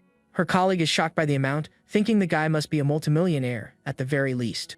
Instantly, she pictures some old rich geezer from a soap opera, but the trainer assures her he's 1,000 times better than her cheapskate ex-fling. And to leave her colleague completely floored, she reveals that the man is young, handsome, and tall. Basically a real-life Manhwa protagonist. Her colleague, impressed, concludes that her friend must be a goddess of beauty to snag such a great catch. At that moment, we see an image of the trainer and the cafe manager, making it crystal clear who they're talking about. With the utmost confidence, the trainer says they both have the same level of beauty, just with different, strong points. And as if it were fate, our hero sends a message to the trainer, inviting her to go with him to handle the house paperwork. Without even blinking, the personal trainer cancels her class with her colleague, shamelessly saying her friend's sugar daddy asked her out. The colleague is shocked, processing the information and realizing that the trainer is basically trying to steal her best friend's boyfriend. But in her thoughts, she admits that if she found a man like that, she wouldn't think twice about trying her luck either. Friendship can take a hike, right? Right on cue, a male coworker approaches and asks her out, but she completely ignores him. The trainer gives him a look of pure contempt that says, "You're not on my level, pal." 10 minutes later, the two colleagues see our hero arriving in his luxury car to pick up the trainer. The colleague immediately bursts the guy's bubble, warning him not to get his hopes up, because that was the guy who bought a 3 million yuan house for his girlfriend. The guy is shocked by the amount, doing the math and wondering how many lifetimes he'd have to work to save up that much cash. Acting like a perfect gentleman, our hero opens the car door for the trainer, inviting her to get in. It's at that moment that it finally clicks for the colleague, and she's shocked to recognize that the mysterious sugar daddy is actually the broke ex-rich kid from college. The world really does work in mysterious ways. Across the street, his ex-girlfriend is in a state of shock, as if she'd just seen the ghost of her rich future driving away in a luxury car. The trainer, who wastes no time, gets close to him, flirting openly and completely ignoring the ghostly presence of the ex. Desperation hits the ex-girlfriend hard as she realizes too late that her broke ex-boyfriend is now a multimillionaire. The regret must be hitting harder than his car door. The poor coworker tries to console her, but she ignores him, completely lost in what-if thoughts. To make matters worse, she gets a message from some random guy inviting her over to his place. Absolutely livid, the ex-girlfriend takes out all her frustration on the poor guy, cussing him out and blocking his number. The man on the other end of the line is confused and annoyed, not understanding why he got rejected so randomly. The ex wonders if she still has a chance with the guy, bitterly regretting her decision to trade a diamond for a piece of glass. She even imagines herself in a harem with the other women, wondering if there's room for one more in his collection. Meanwhile, in the car, the trainer compliments the vehicle and suggests an off-road camping trip, showing she's an adventurous woman. He's up for the idea, saying they can try it some other time, with that mischievous smile of someone who already has other plans in mind. She calls him bold, and he replies flatly that he doesn't like to play by the rules. To spice up the conversation, he invites her to play ball, and she, being no fool, gets the hint immediately and calls him a tease. Our guy insists, saying he's dying to play ball with her, and the trainer can't help but laugh at the pickup line. She calls him a tease again, but it's clear she's enjoying his boldness and charm. 30 minutes later, the saleswoman from the sales center sees them arriving and laments not being lucky enough to be in the trainer's shoes. The pair arrives at the luxury villa, a place so stunning it looks like it's straight out of a postcard, with gardens and fountains everywhere. The trainer is completely mesmerized by the beauty of the place, looking like a kid in a candy store. In her dreams, she already sees herself living there and decides she must conquer this man at all costs.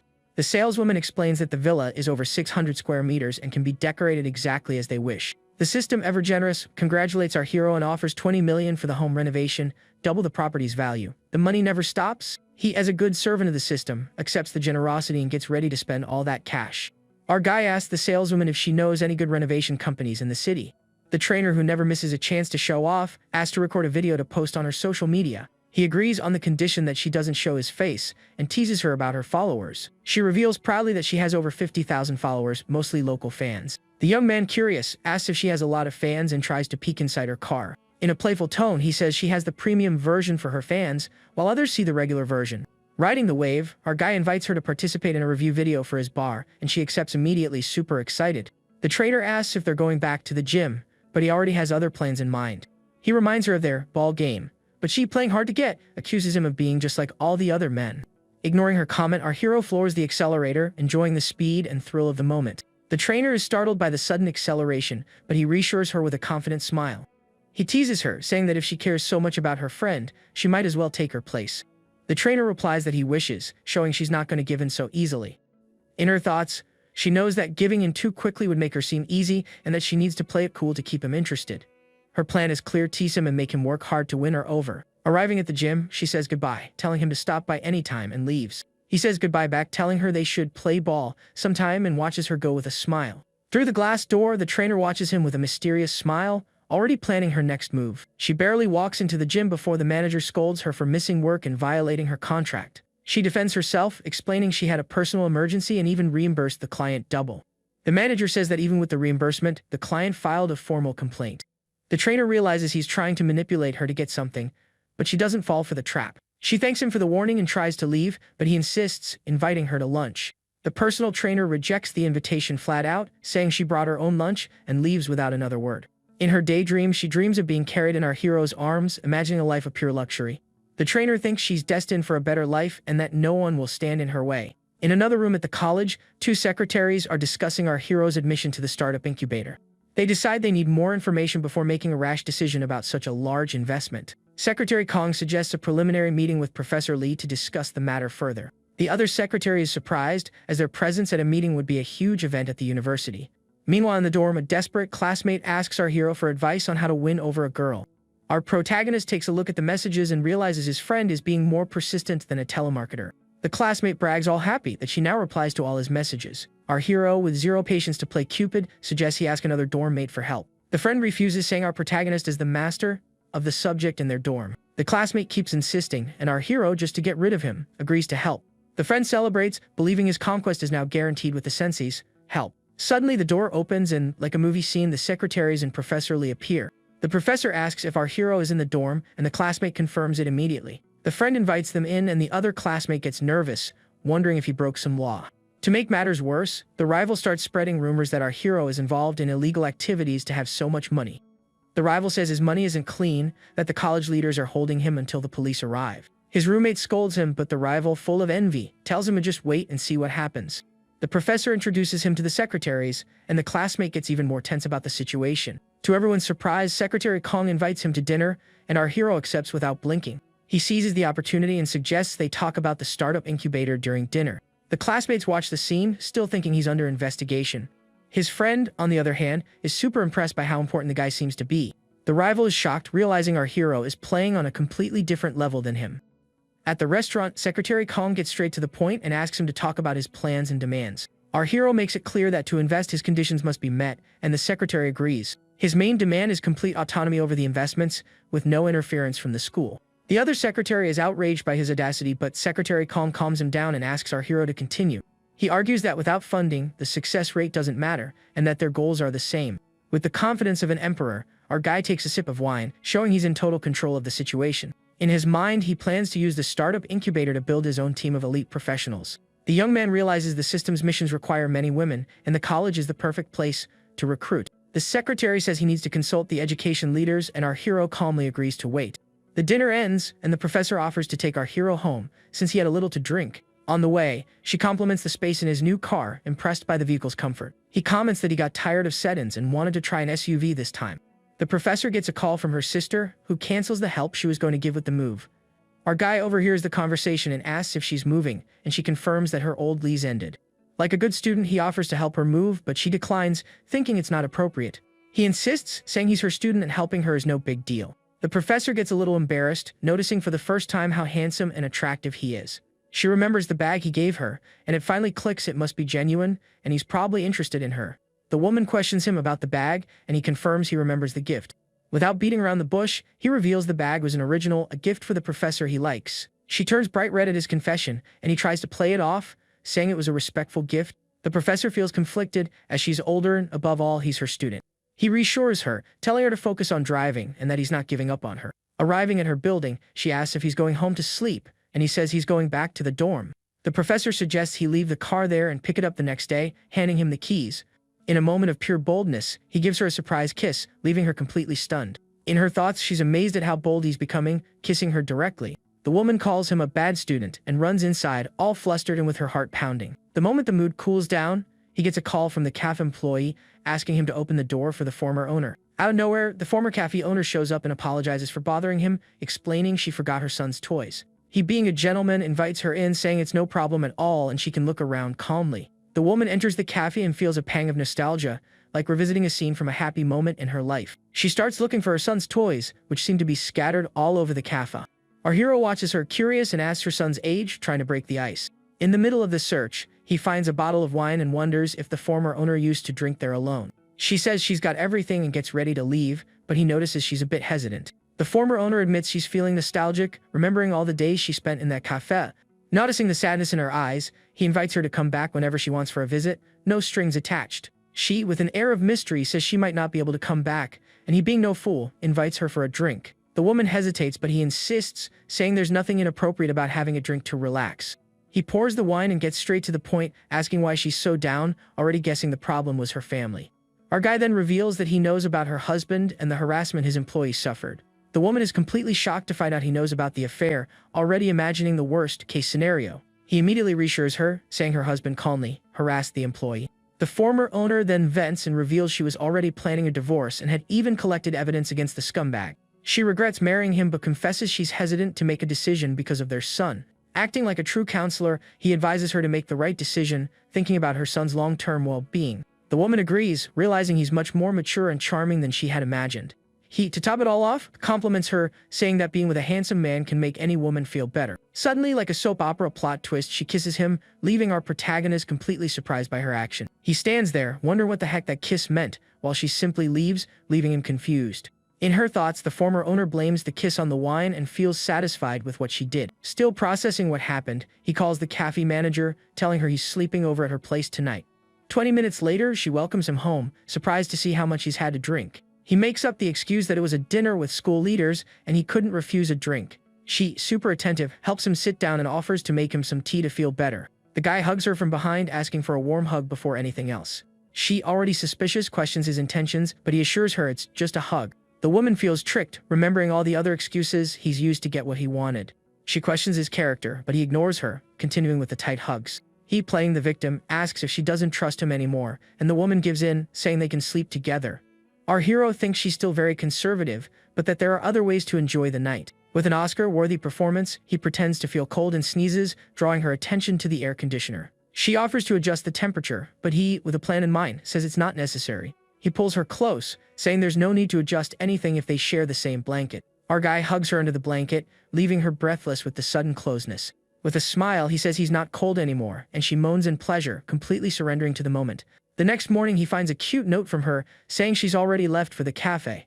He barely wakes up before getting a message from the trainer, inviting him to the gym for a workout. He puts his phone away, thinking the manager's best friend is teasing him quite directly. The trainer asks why he's scared and he blinks, annoyed by her blatant seduction. He thinks the woman is shamelessly hitting on him, but tries to maintain his protagonist's composure. Suddenly, he gets a call from Professor Lee, interrupting his video call with the trainer. He hangs up on the personal trainer, saying he has important matters to attend to. The professor informs him that his investment proposal has been approved and the documents will be released soon. Our guy, always thinking ahead, asks to include height, weight, and a personal photo in the application forms. The professor finds the request a bit odd, but agrees to add the new requirements. He hangs up the phone, ready to continue with his plans and enjoy the day that has just begun. The professor invites him to help her move, and he readily accepts, like a good student. Half an hour later, he gets another call from the trainer, who is already impatient with his delay. He explains that he's busy with meetings for the villa's design, but she doesn't seem to believe him much. The trainer offers to be a burden and invites him to join her, since he's so busy. He, realizing he won't get rid of her easily, agrees to take her, thinking her presence might even help with the discussions. The personal trainer celebrates her small victory, saying she'll wait for him at the gym so they can go together. While our hero waits outside, a random guy approaches and asks if he's waiting for a girl. The man starts bragging about his luxury car, saying it takes much more than that to win over a goddess. With an air of superiority, he advises him to keep trying, using his own car as an example of success. Right at that moment, the trainer arrives, stunning as always, and the man who is giving advice recognizes her instantly. Without missing a beat, the guy asks her out, but she completely ignores him, showing she only has eyes for our hero. The trainer shuts him down mercilessly, saying she already has plans with a friend, and that he's clearly in a different league. The man, desperate, offers to tag along, but our protagonist cuts him off, saying he doesn't dine with people who drive G-Wagons. What a burn! He opens the door for the trainer like a gentleman, and she gets in the car, leaving the other man behind with a dumb look on his face. The personal trainer even says goodbye with a victorious smile, and the other guy is left there, shocked and furious at the public humiliation. He wonders how the guy managed to win her over with an M9, while he with his G-Wagon failed miserably. In the car, the trainer explains that the man is a premium client at the dealership, but she never paid any attention to his advances. She pouts and our hero notices she's quieter than usual. He asks what she wants him to say, and the girl replies that he seems different than usual, more serious. Our guy, always a tease, says that men only get truly excited when they're exercising. She immediately calls him a pervert, but he defends himself, saying he was referring to playing basketball. She calls him a pervert again, and he insists he was talking about basketball. We'll just pretend to believe him, right? The trainer then reminds him of the incident at the cafe, and he realizes she's not going to forget that scene anytime soon. To change the subject, he asks why she has so much free time lately. The woman says she felt bad for making him wait earlier and offers to make it up to him somehow. He teases her, saying she can buy him a few meals to call it even. In the afternoon, they meet with the head designer to finally discuss the villa's renovation. The designer presents 3 different styles, all based on the budget and preferences he had mentioned. The trainer is impressed with the options and, curious, asks what his budget for the renovation is. He reveals, nonchalantly, that his budget is 20 million, leaving her completely shocked by the amount. The trainer is speechless, doing the math and realizing his net worth must easily exceed 100 million yuan. With this information, she sits even more provocatively, thinking she needs to step up her game to catch this big fish. 15 minutes later, he chooses the new Chinese style and asks the designer to make the necessary revisions to the project. The designer, wanting to please the VIP client, invites him to dinner with the company's general manager, but he hesitates, thinking it's a bit premature. She immediately realizes he's not just some ordinary rich kid and that she needs to treat him with the utmost respect. The designer then calls the manager and informs him that our hero has accepted the dinner invitation. The manager is thrilled, seeing a golden opportunity to close the deal and not lose such a valuable client. To ensure the operation's success, he asks the company's star player, the best employee, to join them for dinner. Back in the car, the trainer complains about the heat, trying every trick in the book to get his attention. He says he's not feeling hot and asks what the plan is, trying to stay focused and not fall for her provocations. She then offers to be his shadow for a day, following him everywhere. He teases her back, saying his shadows usually follow him for a whole day and night. The trainer, unfazed, accepts the challenge, saying she doesn't mind at all staying with him all day. Just then, she gets a call from a friend asking where she is and, of course, with whom. Her friend invites her out, but the trainer proudly says she's in our hero's car. The friend is shocked to learn they're together, wondering when the heck that happened. The trainer explains she's just helping him with the renovation plans for his villa. Her friend's jaw drops when she learns he's going to spend over 30 million combining the house and the renovation. She feels completely left behind, thinking all her friends are succeeding in life. The woman laments her luck, hilariously wondering if it's because of the size of her chest. And to end the episode with a massive cliffhanger, at the restaurant, the trainer's ex-fling runs into none other than the manager of the design company. The universe just loves a good coincidence. The manager says he has an important dinner, but promises to come back and raise a glass with him later. The ex-fling, who wastes no time, immediately starts checking out the cute girl with the manager, feeling that instant pull. Just then, our hero arrives with the trainer, and the manager greets him with a warm, "Welcome, my esteemed client." Without beating around the bush, the manager greets him and asks him straight up if the beautiful trainer is his girlfriend. Our guy denies it, saying they're just good friends, which leaves the trainer feeling a little ticked off. The manager, ever the gentleman, greets her, and she forces a smile, still processing the "just friends" comment. The trainer is fuming that he denied their relationship, but like a true actress, she tries to play it cool and hide her frustration. The manager then introduces his design assistant, a pretty and shy young woman who looks like she walked straight out of a Mo anime. He greets her, genuinely impressed by her beauty and innocence, so different from the other girls he knows. The manager, being an old pro at the business game, sees that the assistant made a great impression and knows the path to the client's wallet just got a whole lot smoother. The head designer, following the plan, asks the assistant to have a toast with our hero, and the girl immediately obeys. All shy and flustered, the young woman raises her glass to toast with the guy, who watches her with a curious gaze. The trainer, sensing a hint of jealousy in the air, invites him to have a drink with her, but he turns her down. Acting like the concerned boyfriend he denied being, he tells her she has to drive later and shouldn't drink. The trainer absolutely melts at his attentiveness, loving the feeling that they're a real couple. The design assistant, still shy, toasts with him again, nearly dropping her glass because she's so nervous. Being a gentleman, he suggests she drink tea instead, showing his consideration and making her feel a bit more at ease. The manager encourages her to mingle with him, saying that as young people, they must have a lot in common. And to make their friendship a little easier, he suggests she add our guy on WeChat. The trainer immediately sees through the manager's ploy. He's clearly using the assistant as bait to close the deal. The ex-fling, who's no fool, toasts with the manager and comments that his client must be a pretty big deal. His eyes, however, are glued to the design assistant, completely captivated by the girl's beauty and innocence. The manager then introduces his nephew, the ex-fling, to our hero, completely unaware of the drama between them. The nephew thinks that befriending a rich guy like him could be useful for showing off at parties. He approaches to greet him, but our hero recognizes him instantly and gives him the cold shoulder. With an air of superiority, our guy invites him for a toast, showing exactly who's in control of the situation. The nephew is furious that he has to toast with the man who, in his mind, stole his girl. The manager, sensing the heavy tension, asks if they know each other, and the guy's sort of response says it all. To add more fuel to the fire, the manager reveals that our hero bought a villa and is about to drop 20 million on renovations. The nephew is in total shock, wondering how the formerly broke guy got so filthy rich so quickly. He feels completely dwarfed, small and insignificant in the face of his rival's overwhelming success. With no other choice, the nephew decides to swallow his pride and join his uncle in trying to suck up to the new tycoon in town. 3 hours of dinner and flattery later, the manager invites our hero to extend the night at a bar or karaoke lounge. The trainer hesitates, making up an excuse about having a habit of going to bed and waking up early, like a Disney princess. He notices her nervousness and, being thoughtful, advises her not to go, thinking about her health. But the trainer is actually worried about leaving him alone with the design assistant. In her mind, she's already picturing the manager getting our hero tipsy and pushing him into the assistant's arms. The trainer fantasizes about the two of them together and fears losing the golden opportunity she has with him. She imagines the guy, drunk and out of control, taking advantage of the poor, innocent assistant. The trainer despairs at her own fantasy, picturing the assistant screaming for him to stop. She gets even more desperate, thinking that this absolutely under no circumstances can happen. On impulse, the trainer stands up and says she has to go, determined to prevent the worst-case scenario. Cut to the karaoke bar, where the group is having a blast, singing and drinking late into the night. The design assistant, already a bit tipsy, gets ready to toast with our hero one more time. He, however, turns down the drink, saying he's had enough, and advises her not to push herself. The young woman thanks him, super relieved that he isn't pressuring her to drink more like other guys do. She feels powerless since she needs this internship and can't just quit and walk away. The trainer, who ended up staying, questions him, asking why he cares whether she goes or not. She realizes her seduction tactics don't work on him and that, in the end, she got played at her own game. The design assistant, trying to be helpful, offers to help him pick a song, and he accepts. The trainer, full of jealousy, teases him, saying he's staring at the other girl with lasers in his eyes. He replies with complete sincerity that his gaze towards her is purely one of desire, with no feelings involved. Our guy compliments her, saying that in the end, the result is always the same, no matter what caught his eye in the first place. And just to make it crystal clear, he whispers in her ear that the end result is always ending up in bed. The trainer gets flustered but admits that at least he's honest, unlike other men. She tries to pull away, but he holds her, continuing his bold teasing. The karaoke manager announces that the assistant has chosen another song for our hero to sing, totally killing the mood. At the end of the night, the manager says his goodbyes, happy to have made a younger and very promising friend.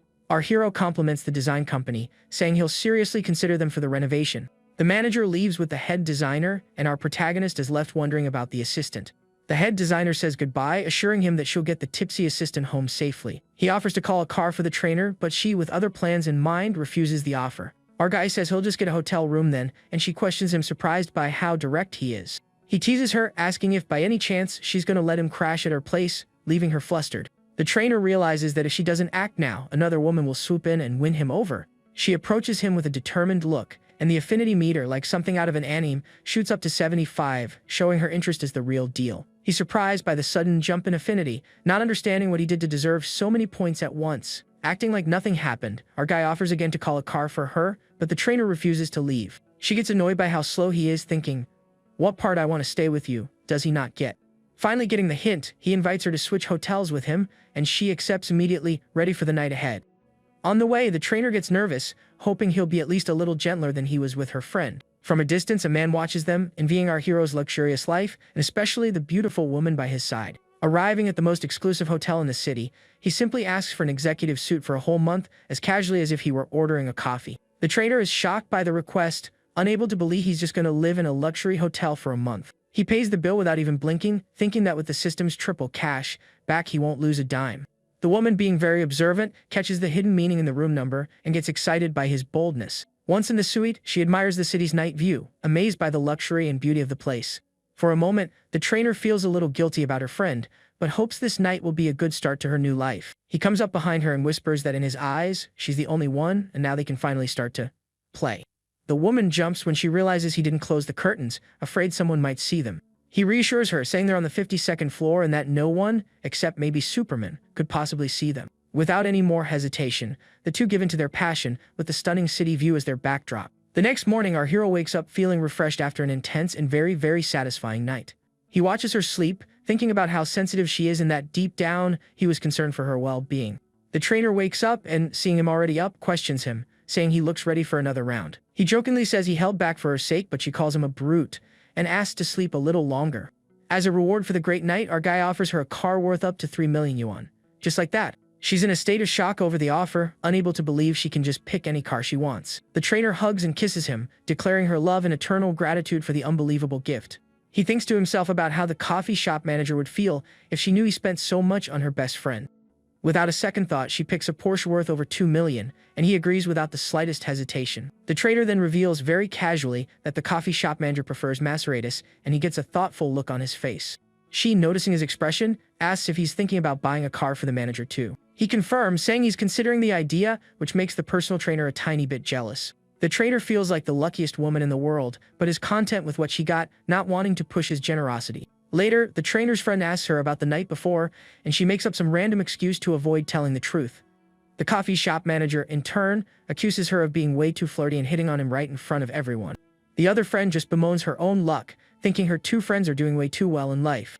Our hero then tells her to pick out the car and send him the account details so he can make the transfer. The trader agrees, her face flushed with happiness and her affinity rising to 86.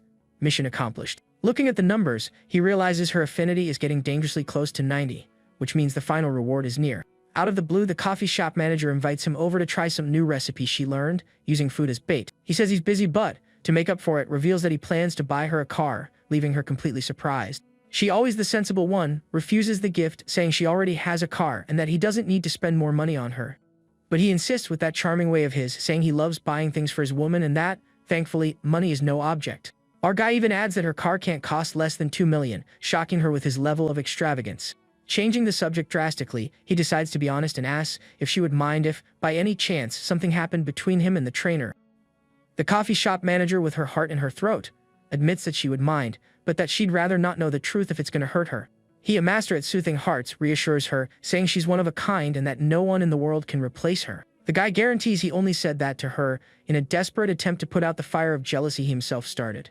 She says she believes him and that the only thing she wants is for him to visit her at the coffee shop every now and then. He feels like the luckiest guy in the world to have her, as she's the only one who always tries to save him money. The young man promises to make it up to her for everything, and she, playing along, teases him about his questionable character. The coffee shop manager laughs at his teasing and hangs up, saying she needs to get back to work. Hanging up the phone, he wonders what the secret is to guys who can handle multiple women without getting caught. Meanwhile, Professor Lee is carrying heavy boxes, breaking a sweat as she prepares for her move. And like a knight in shining armor, our hero arrives to help, and she greets him with a relieved smile. Without even asking, the guy grabs the boxes, telling her to leave the heavy lifting to him. What he didn't count on was one small detail: the box was full of her very personal items, leaving him completely embarrassed. The young man is shocked and mortified when he sees the super personal contents of the box he just picked up. And to make matters worse, the box tumbles open, and the professor's unmentionables spill all over the stairs, just like a scene from a rom-com. For a split second, he has a very vivid fantasy of her wearing that lingerie, striking poses that definitely wouldn't be approved by the school board. The professor, noticing his gaze, teases him, asking which color he prefers, making him blush even harder. She picks up her clothes, telling him to focus on moving the other things and to stop getting any funny ideas. The woman gathers her personal items, her face red with embarrassment from this super awkward situation. Right on cue, her sister arrives and announces that they'll need 2 trips to move all that stuff. The younger sister glares at him with her usual suspicious look, but our hero, used to it by now, isn't fazed. The professor asks him to drive to the new house, and he readily agrees, happy to help. On the way, she apologizes for her sister's attitude, but he says he doesn't mind and even finds her a bit warmer now. The professor then reveals the reason for all the coldness. Her sister once had a boyfriend, but was cheated on in the cruelest way possible. She explains that her sister caught him with another woman right at a hotel entrance just before they went inside. After that nasty betrayal, the sister simply gave up on men, becoming cold and distrustful of everyone. Our hero is shocked by the story, calling her ex-boyfriend a true piece of human garbage. Professor, seizing the opportunity, teases him, asking if he isn't a certified player himself. He immediately defends himself, saying he's the purest man in the world, and asks for her opinion on men. The guy, with no fear of danger, asks her directly what she thinks of him, leaving her completely flustered. The professor gets embarrassed and her heart starts racing, not knowing how to answer such a direct question. She asks what he said, and he, realizing he went too far, plays it off, saying he was just kidding. He reassures her, insisting it was just a joke to get her flustered. The woman thinks to herself that if he had been serious, she would have had no idea what to do. Once at the new house, the professor invites him for a meal as a thank you, but he declines. She then gets closer to him and, with a seductive look, asks how she can really thank him. And without waiting for an answer, he kisses her passionately, and she kisses him back, completely surrendering to the moment. The professor even tries to resist, but he holds her firmly, continuing the intense kiss. Suddenly, as if the universe loves to interrupt, her sister arrives and knocks on the door, oblivious to what's happening inside. The professor pulls away, completely startled, and he reassures her, saying he'll get the door. She says she can't even move, and he, being very helpful, offers to help her pull herself together. The sister comes in and asks why her face is so red, and the professor comes up with the lamest excuse in the world. She says she needs to rest a bit, and her sister watches her with a look that says, "I know what you did last summer." Changing the subject, the woman informs him about the student council assistant in the office the school gave him. He says his goodbyes, saying he'll go talk to the assistant and doesn't want to bother them anymore. The moment he leaves, the sister asks what she really thinks of him, super curious about her older sister's feelings. The professor tries to dodge the question, but her sister insists, saying his intentions are more obvious than the ending of a Disney movie. The sister accuses her of having spring fever and warns her about the lack of trust she has in him. The younger one asks if she's not opposed to any of this, and the professor is left speechless, completely embarrassed. The sister advises her to keep her eyes wide open and see if he's really worth it before giving herself to him. The professor just stands there, thinking about him, with her heart racing and her face flushed with embarrassment. An hour later in the school cafeteria, our hero watches her from afar, deep in thought. The girl calls out to him, and he turns around, surprised to see his new assistant there, waiting for him. He asks if she's been waiting long, and the girl, with a sweet smile, says she just got there. Our guy compliments her voice, saying it sounds different from the radio, and she explains the reason for the difference. Seizing the opportunity, he asks for her help with things beyond the committee's work, and she agrees right away. He gets closer to her, ready to continue their conversation, and who knows, deepen their relationship. Suddenly, a classmate shows up with some tea, acting as the official romance blocker. The girl asks who he is, and the guy introduces himself, shooting our hero a look of pure jealousy. He catches the classmate's venomous glare, and is amused by the little rivalry that just sparked up. The young woman turns down the drink, saying she's avoiding sugar, but the guy, being persistent, won't take no for an answer. She gets annoyed by his insistence, but the dude doesn't give up trying to win her over. Other students watch the scene, already whispering about the potential love triangle that just formed. And to complete the quartet, our hero's official girlfriend arrives and wonders why everyone is staring at them. Without a second thought, she runs towards him, determined to mark her territory and see how far the other girl would go. The girlfriend hugs him tightly, and the other girl backs away, a little embarrassed by the arrival of her rival. He explains that he was just discussing committee matters with his classmate, and she pretends to believe him. The girlfriend teases him, asking if he plans to fail all his classes with how dedicated he is to the committee. The other girl realizes she's the third wheel in the conversation and decides to leave, letting the couple be. He says goodbye to her, and his girlfriend watches her walk away with a smile of pure victory. The other students comment on the scene, comparing the situation to an episode of a soap opera. The girlfriend, still jealous, asks what they were talking about.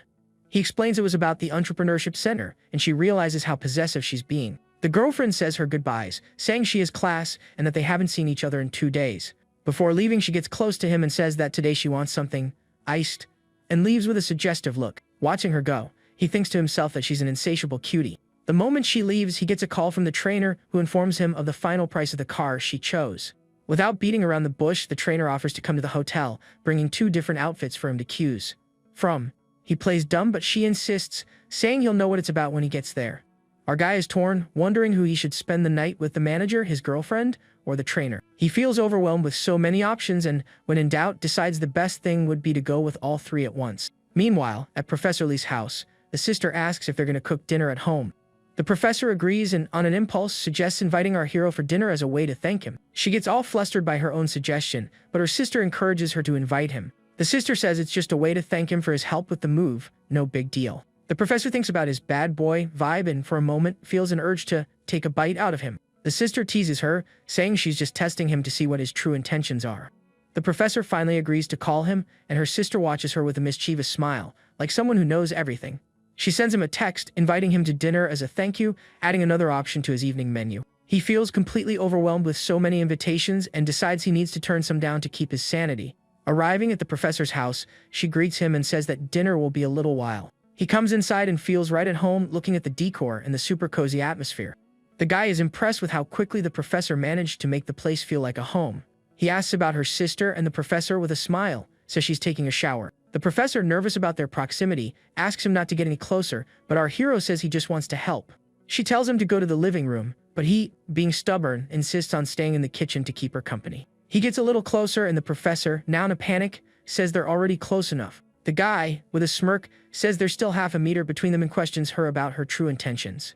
Without waiting for an answer, he hugs her, and she desperately says her sister is home, trying to stop him from making a move. He kisses her, saying her sister is going to take forever in the shower and that they have plenty of time. The professor tries to resist, but he continues, leaving her completely breathless with his boldness.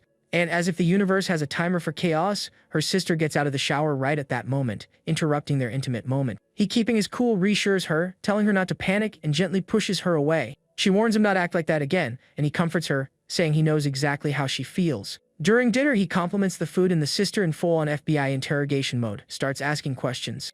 The younger one asks how many girlfriends he's had, and our hero answers that he's only had 2. In his thoughts, he adds, 2 that were public, the others no one will ever find out about. The sister worries about his experience, afraid he might take advantage of the professor's innocence.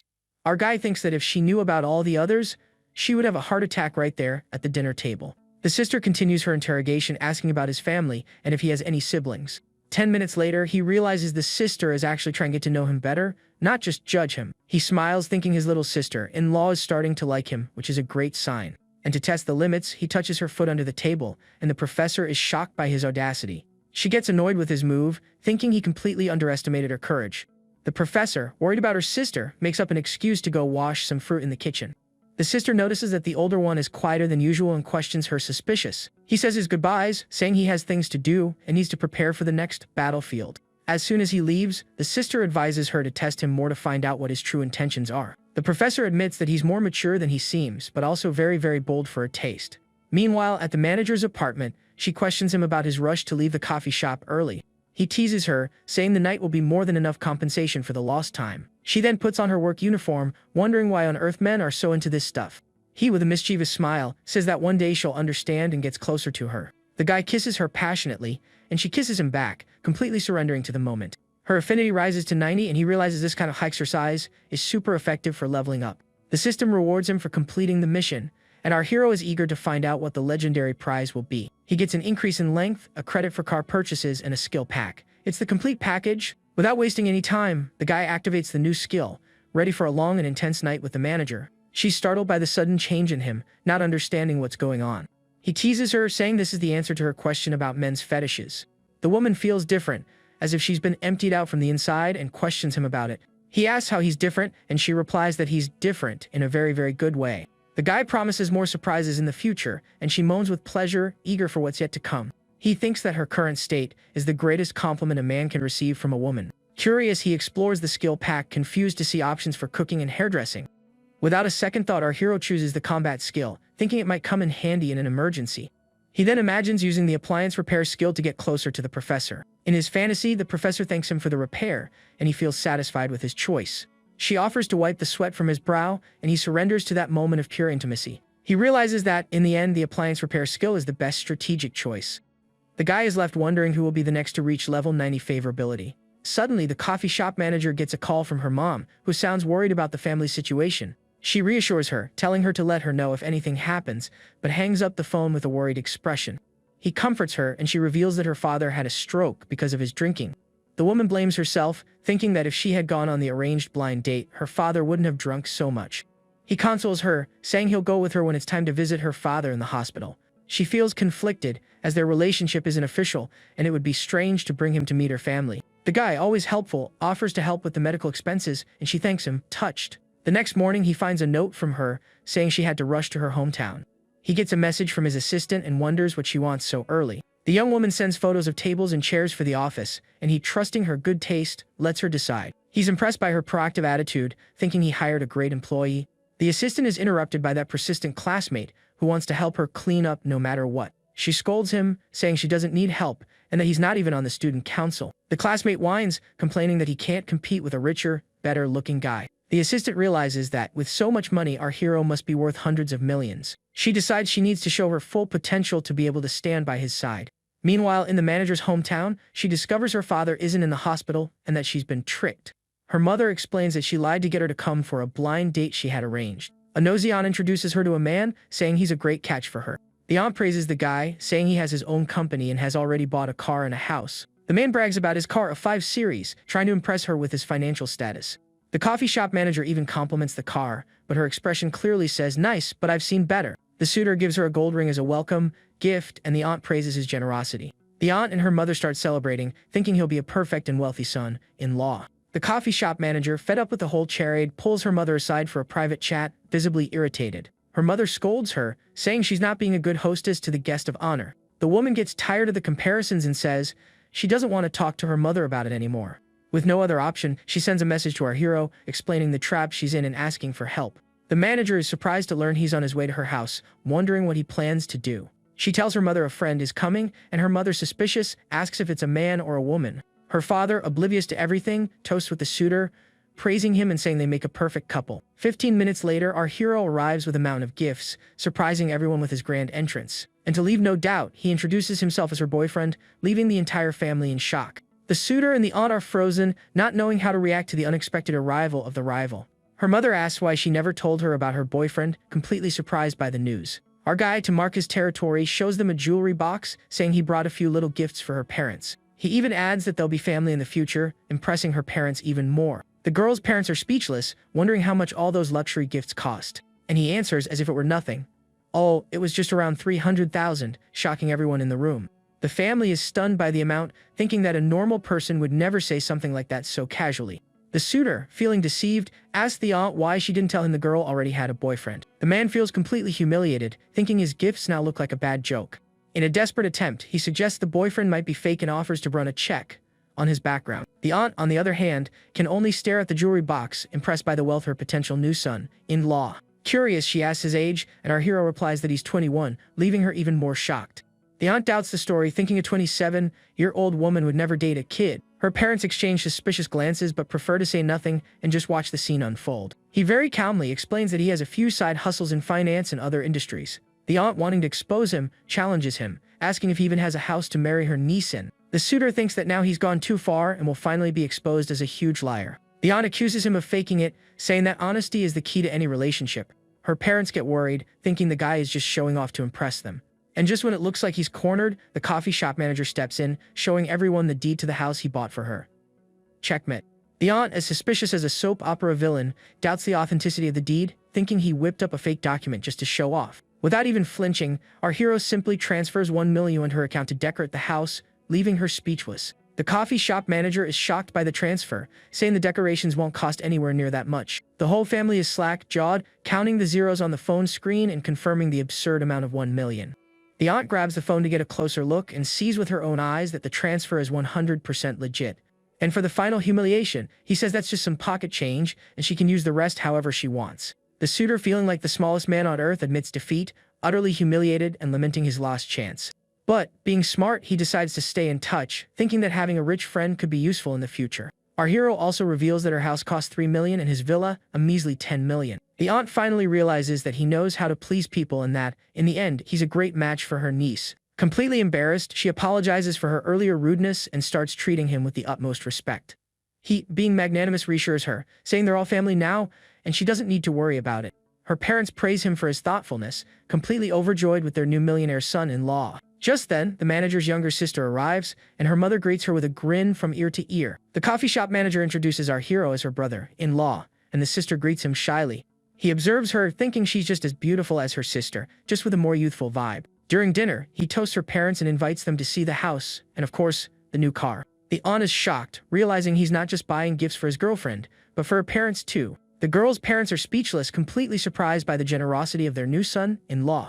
He adds that the house might seem empty since they don't visit very often. The coffee shop manager, moved, promises to visit her parents more often, making them super happy. That night, she thanks him for everything, and he replies that it's the least he can do for his woman.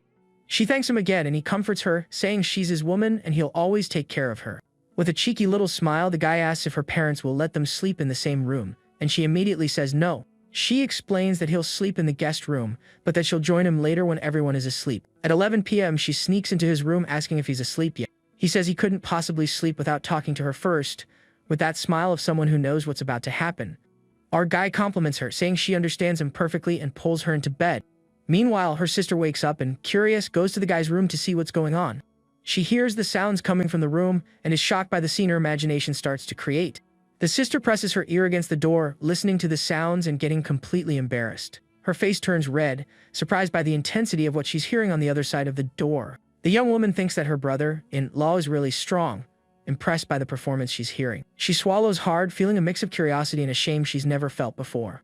The sister decides she's heard enough and goes back to her room, shocked by the scene. An hour and a half later, the coffee shop manager returns to her sister's room as if nothing happened. She asks why her sister is still awake, and the young woman, feeling needy, hugs her. The sister asks to sleep cuddling with her, and the coffee shop manager, of course, agrees.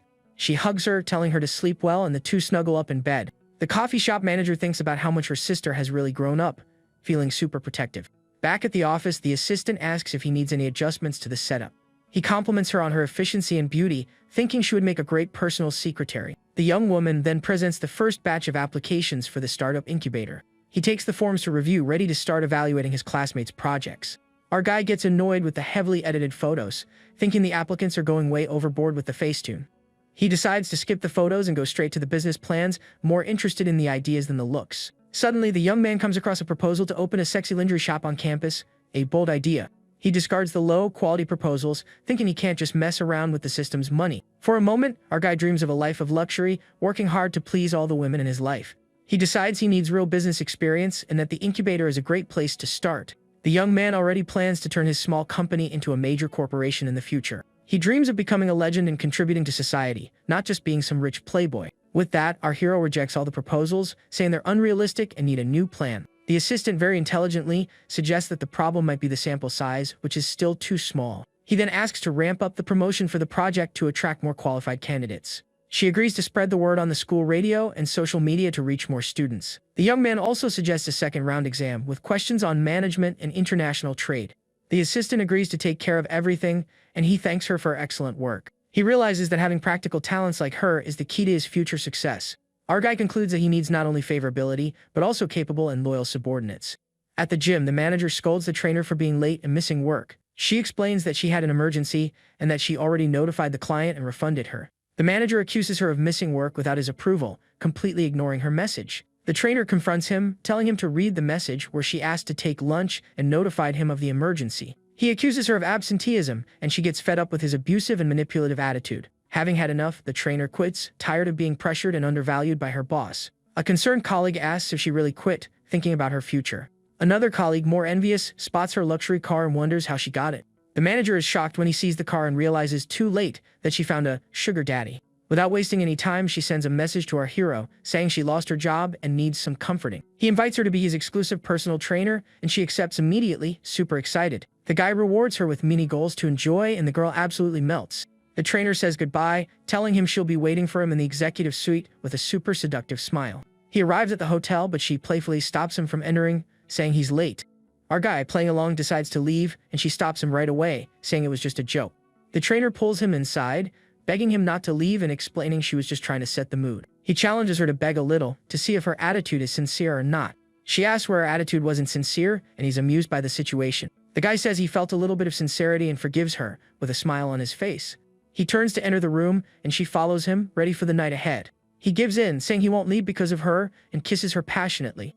The trainer, getting into character, calls him Daddy and asks if he's going to punish her for being naughty. He asks her to repeat it, and the trainer, without hesitation, whispers in his ear, saying Daddy right next to his ear, and our hero, completely surrendering to desire.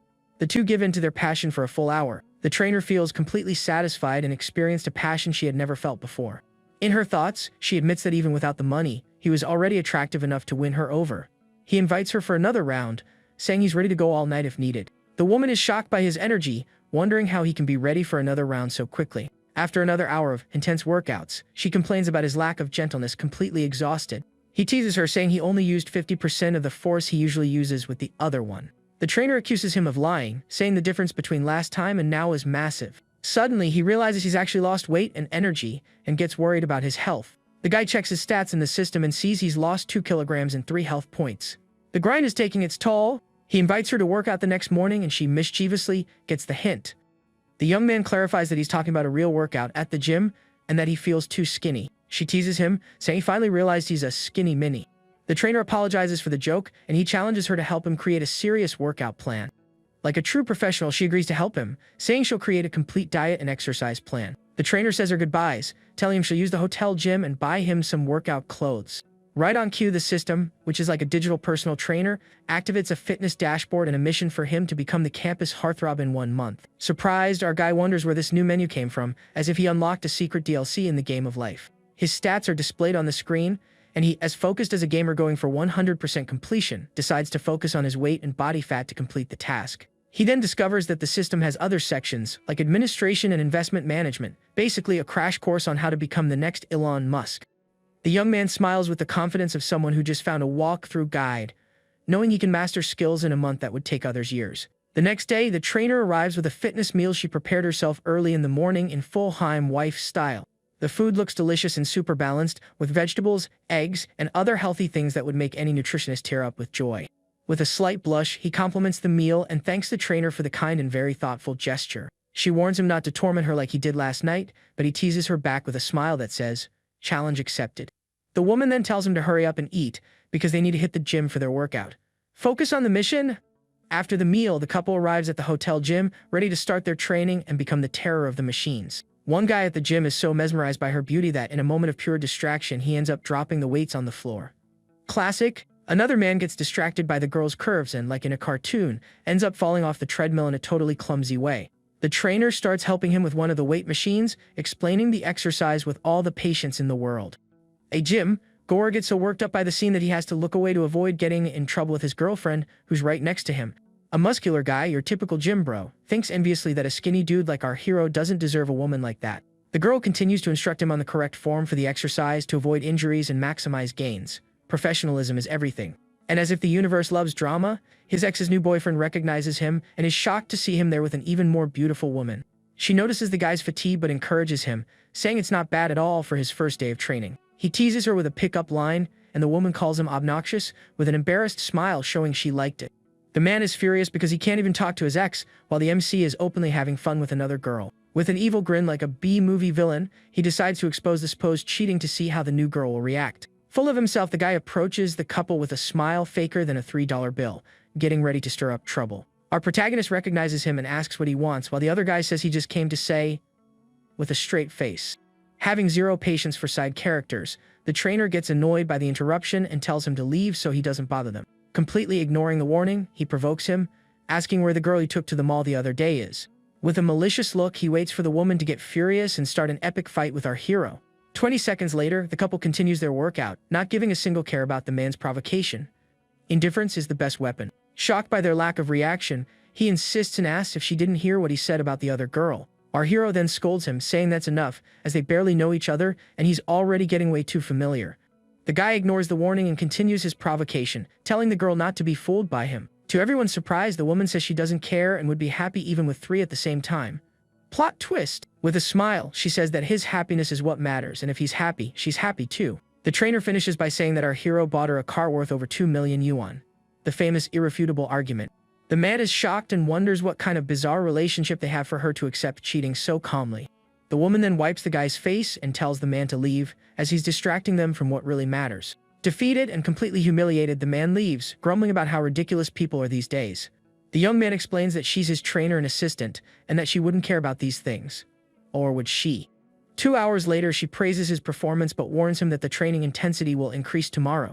He teases her back, and the woman gets embarrassed, saying they need to add more weight for the workout to be effective. Back at the hotel, the couple decides to take a relaxing shower after the intense workout at the gym. In the shower, he says there's another place he needs to get to know better and approaches her in a very suggestive way. She calls him naughty, as she gives into the moment of passion under the hot shower water. After the shower, she asks if he's going back to campus or if he's going to sleep there with her. The woman says she feels uncomfortable alone and he asks her to call him Daddy again. With a seductive look, her affinity rises to 88 and she calls him Daddy again, fulfilling his request. The guy realizes that level 90 is close and gets super curious about what the system's legendary reward will be.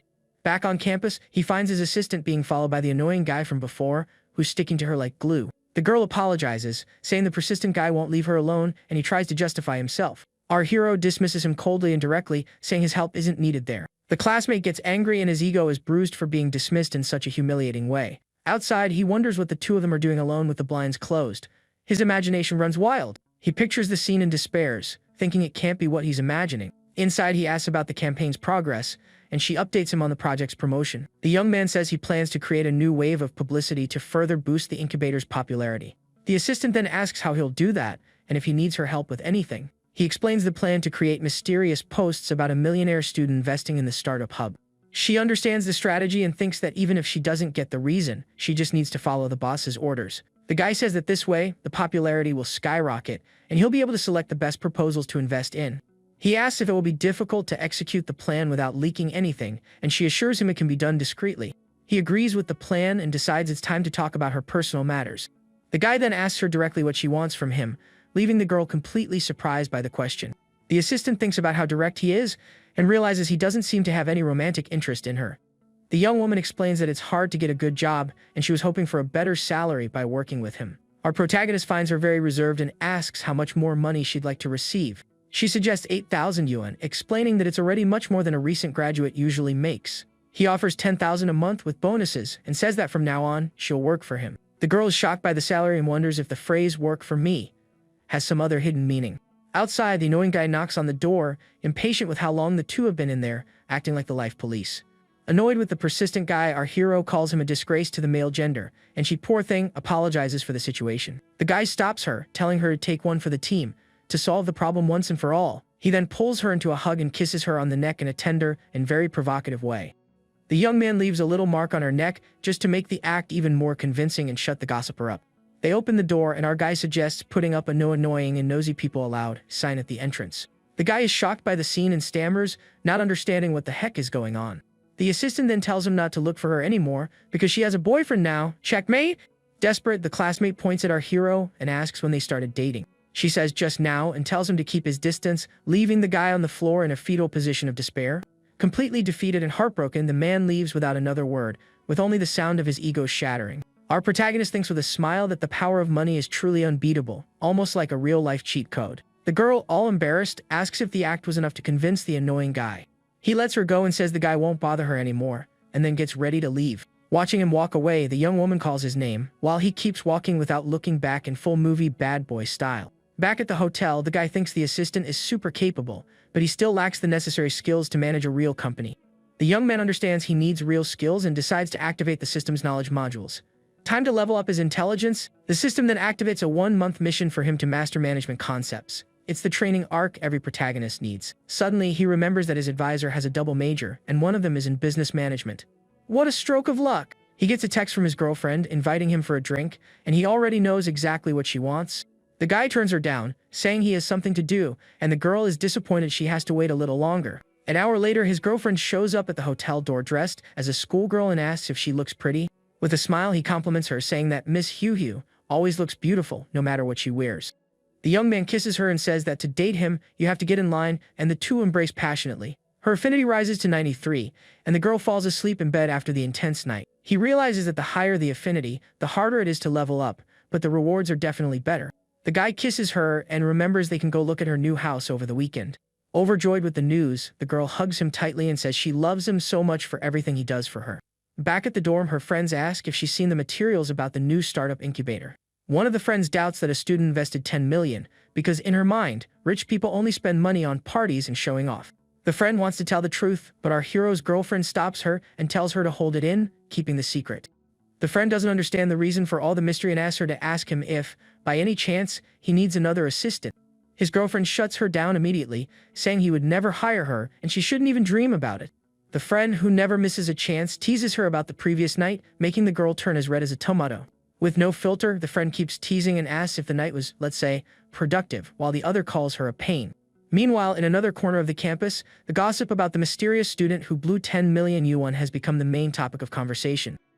One of them, already doing the math in her head, comments that to spend 10 million like that, the guy must have at least 100, and for that kind of money, she'd throw herself in him faster than the Flash. Her friend, always the realist of the group, throws cold water on her parade, doubting that a tycoon like that would be interested in her and that truly rich people don't go around showing off. The other then retorts, using our hero as a negative example, the one who's always buying expensive gifts for older women. With that, the gossip about the mysterious investor spreads across campus like a viral meme. Everyone wants to know who he is. Following his master plan, the guy calls his advisor and, bold as brass, asks for some private tutoring in management. The woman gets suspicious, but he swears up and down that he just wants to learn, and she somewhat reluctantly agrees. Without wasting any time, the young man tells her he's on his way to her place, and the professor starts praying, imagining the boy's intentions. When he gets there, the advisor stops him at the door and makes him promise not to try any funny business like last time. Serious mode activated. With an Oscar-worthy expression, he guarantees with 100% certainty that he will be an exemplary student. Trust him. The woman, still suspicious, lets him in and immediately hands him a book full of sticky notes marking the most important points. She advises him to connect the theory with practical examples, and he, all studious, agrees to start his study marathon. An hour later, the scene is one of total silence in the room, with the pair sitting there, each in their own corner. Suddenly, she breaks the silence and scolds him for stopping his studies to stare at her like she's the last cookie in the jar. With a smirk, he replies that she's much more interesting than any management book. That's a high-level pick-up line. All flustered, the professor reminds him of his promise to behave and focus only on his studies. Our hero gets closer and drops the bombshell. He says he also wants her to be his girlfriend, and that one thing doesn't get in the way of the other. With her face on fire, the professor tells him to stop talking nonsense and tries to escape the couch, but it's too late. He holds her in a hug from behind and insists that he's serious, while she starts panicking, thinking about her sister. The guy argues that it would actually be better for her sister to know they're together, but the girl denies it, saying she never agreed to that. Our young man then kisses her, asserting that sooner or later, she'll end up giving in. It's the persistence tactic. The woman complains that he swore to behave and calls men a complicated species, even while kissing him back in full Sunder style. He tries to take things a step further, but the professor stops him immediately, saying it's a no, go there in the living room. And as if the universe has a comedic timing, her younger sister comes out of her room, yawning and completely oblivious to what's happening in the living room. The young woman's jaw drops, frozen as she sees the scene unfolding right in front of her. Seeing the couple cuddled up on the couch, she wonders since when her straight-laced sister became so bold. Our guy, noticing the audience, gives her a little tap to let her know the younger sister has joined the party. The professor goes into full panic mode, covers her face, and says her sister saw everything. How embarrassing! He, calm as can be, tries to reassure her, saying her sister was bound to find out sooner or later anyway. The woman retorts that the problem is now she'll have to explain herself. After all, she's not even his girlfriend yet, at least not officially. Without beating around the bush, our protagonist puts her on the spot, asking if she truly likes him or not. She finally admits that she likes him a little, but worries about the teacher-student situation. With that, the affinity goes up a bit more.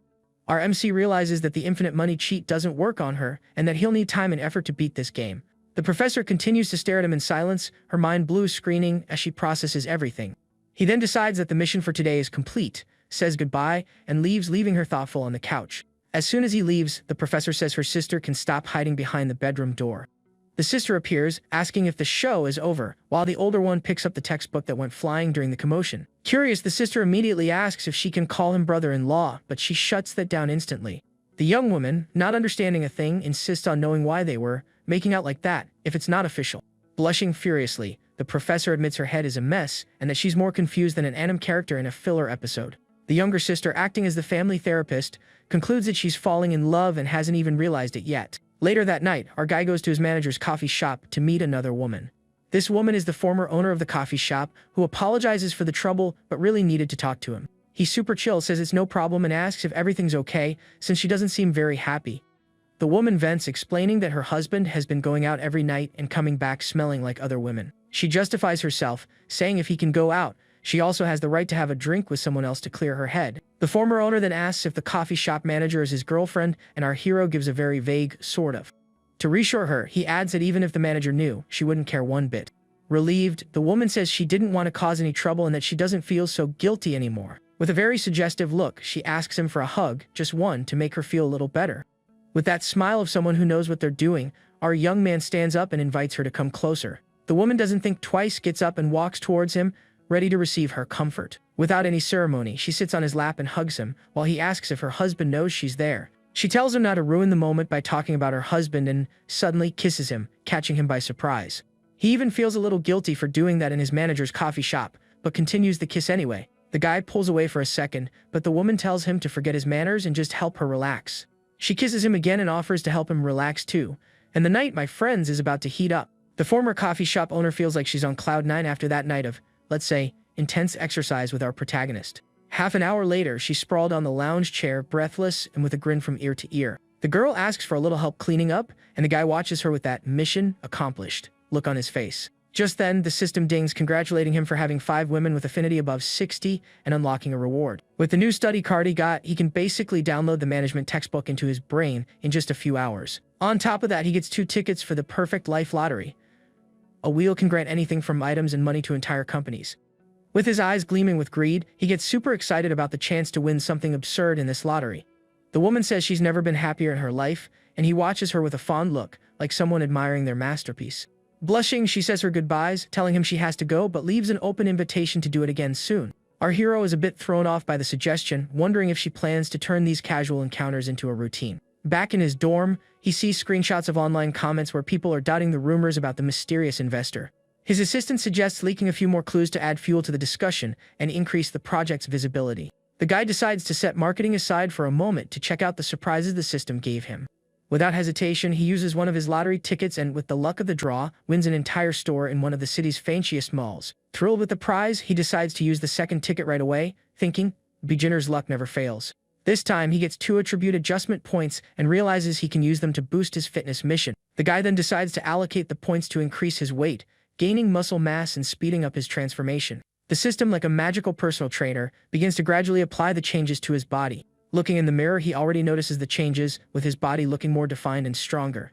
It's the instant summer body project. Our young man celebrates gaining 5 kilograms of pure muscle and concludes that these attribute points are the best thing ever. Our guy starts to figure out that the system has 2 operational modes for rewards and that he needs to expand his network. With several women already falling for him, the young man understands he needs to grow his social circle. It's almost a harem simulator. With this in mind, he decides to use the study card to get closer to his advisor, giving him more to talk about with her. In the following days, his routine becomes a mix of heavy gym workouts and intense management studies. Almost a Rocky Balboa of the business world. To treat himself for his hard work, the protagonist buys a Maserati for the coffee shop manager and a G63 for himself. Basic stuff. During a job fair, students gossip about the mysterious investor who, rumor has it, drives a G-Wagon. A group of students talks about a senior who already has his own company and is at the fair, looking all smug.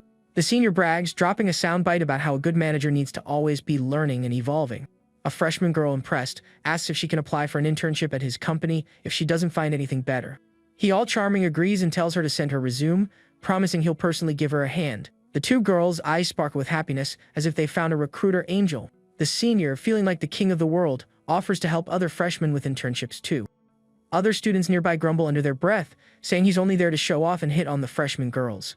One of the girls our hero rejected compares him to the senior, saying he's the capable and humble one. The other immediately agrees, saying she lost all respect for our MC after he turned them down. The senior then seizes the opportunity and invites the freshman girl to dinner after the fair, and she accepts instantly. Suddenly, a luxury car approaches the area, ignoring the rules and catching everyone's attention. The girl wonders what all the commotion is about, since cars are forbidden from driving freely on campus. Everyone is gobsmacked when they recognize a Machino G-Wagon, a car that costs as much as an apartment. The freshman girl then connects the dots and remembers the rumors about the millionaire student who invested $10 million and drives a G-Wagon. The legend is real. The freshman, her eyes glued to the car, immediately tells the senior to get lost, saying the rich guy is way more interesting and should cancel their dinner in a heartbeat. At that exact moment, the car window rolls down in slow motion, and who's behind the wheel? None other than our hero, offering his friends a ride like it's the most normal thing in the world. The 2 girls who snubbed him are left with their jaws on the floor, cartoon style, as they realize the poor guy is actually the mysterious millionaire. His friend, who is already in on the plan, celebrates the boss's grand entrance, who basically just parked his wealth in the middle of the fair. The senior, who thought he was all that, is left looking completely dumbfounded, not understanding where that G-Wagon came from to steal his spotlight. The girl simply can't believe it and thinks he must just be the driver, because reality is too painful to accept. His friends approach, and the senior, all annoyed, complains about the way the girl was checking him out. Our protagonist's friend, in true gentlemanly fashion, opens the car door for the girl to get in, leaving her all flustered with the VIP treatment. The 2 gold diggers who look down on him now stare at him with a mix of admiration and deep regret. The classic look of someone who lost a winning lottery ticket.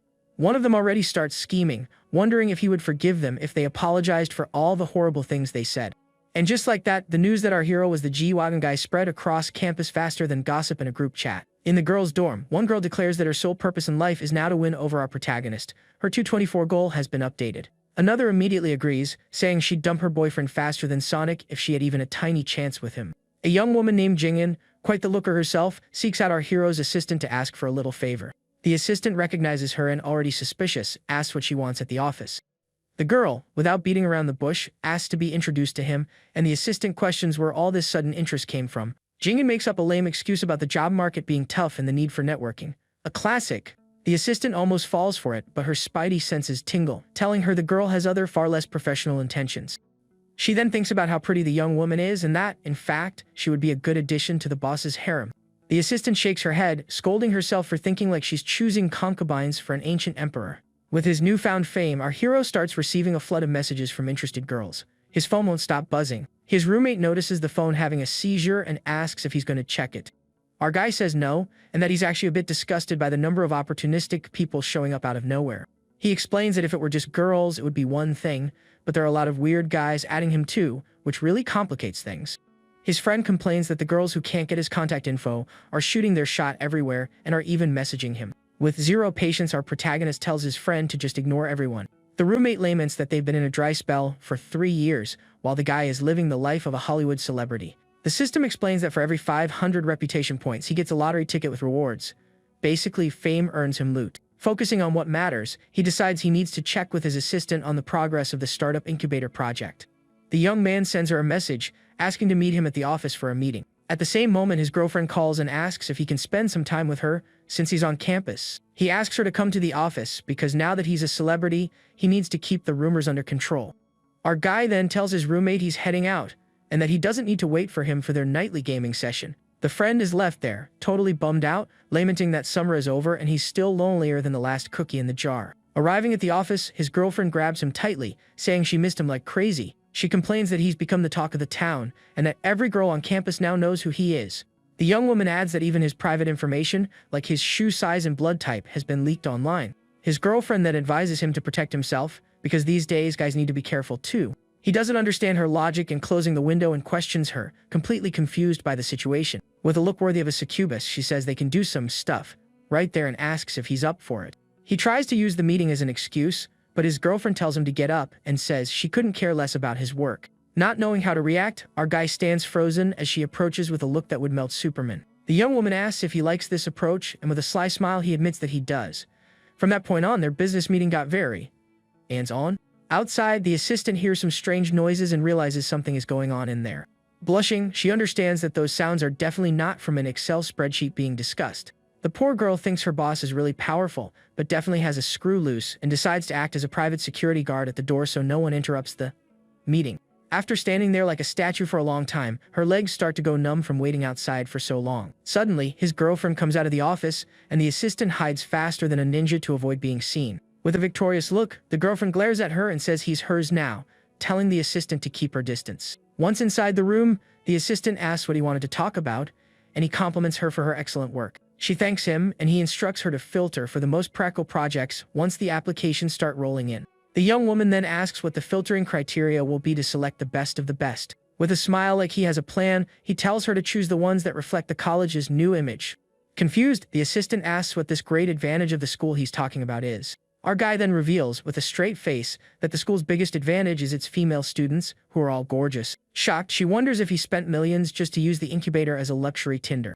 The assistant questions if this is appropriate, and he, for a second, wonders if he was a bit too honest. He tries to justify himself, saying that since they'll have so many applicants, why not pick the best-looking ones too? Makes sense, right? The girl agrees to filter the applications, thinking only her boss could say something like that so casually. He then changes the subject and asks if the second round evaluation test is ready, and she confirms it is. The assistant immediately gets that the test is just an excuse to eliminate unwanted candidates without causing too much of a fuss. Being sharp, she suggests leaking the answers to preferred candidates, and he loves the idea. The young woman questions if she's betraying her principles, but concludes it's a mutual choice between her and her boss. She justifies it by thinking that with a salary of $10,000 a month, loyalty is part of the benefits package. The assistant then offers to introduce the first candidate on the list while he watches her attentively. She says the candidate is around her age, and he gets a little annoyed by the imprecision. Our guy complains, saying he wanted to know the exact age, not a comparison to hers. Apologizing for the blunder, she corrects herself and continues the candidate's introduction. The assistant explains that the candidate is 19 years old and a campus legend known as the Dragon Girl. Basically, the Daners of the college. He asks for her contact info to make an initial approach, and the assistant shows him a photo of the girl on her phone. Suddenly, he gets a message from the former coffee shop owner, inviting him for another drink. Our guy, who's no fool, teases her back, asking if she's sure she only wants to have a drink with him.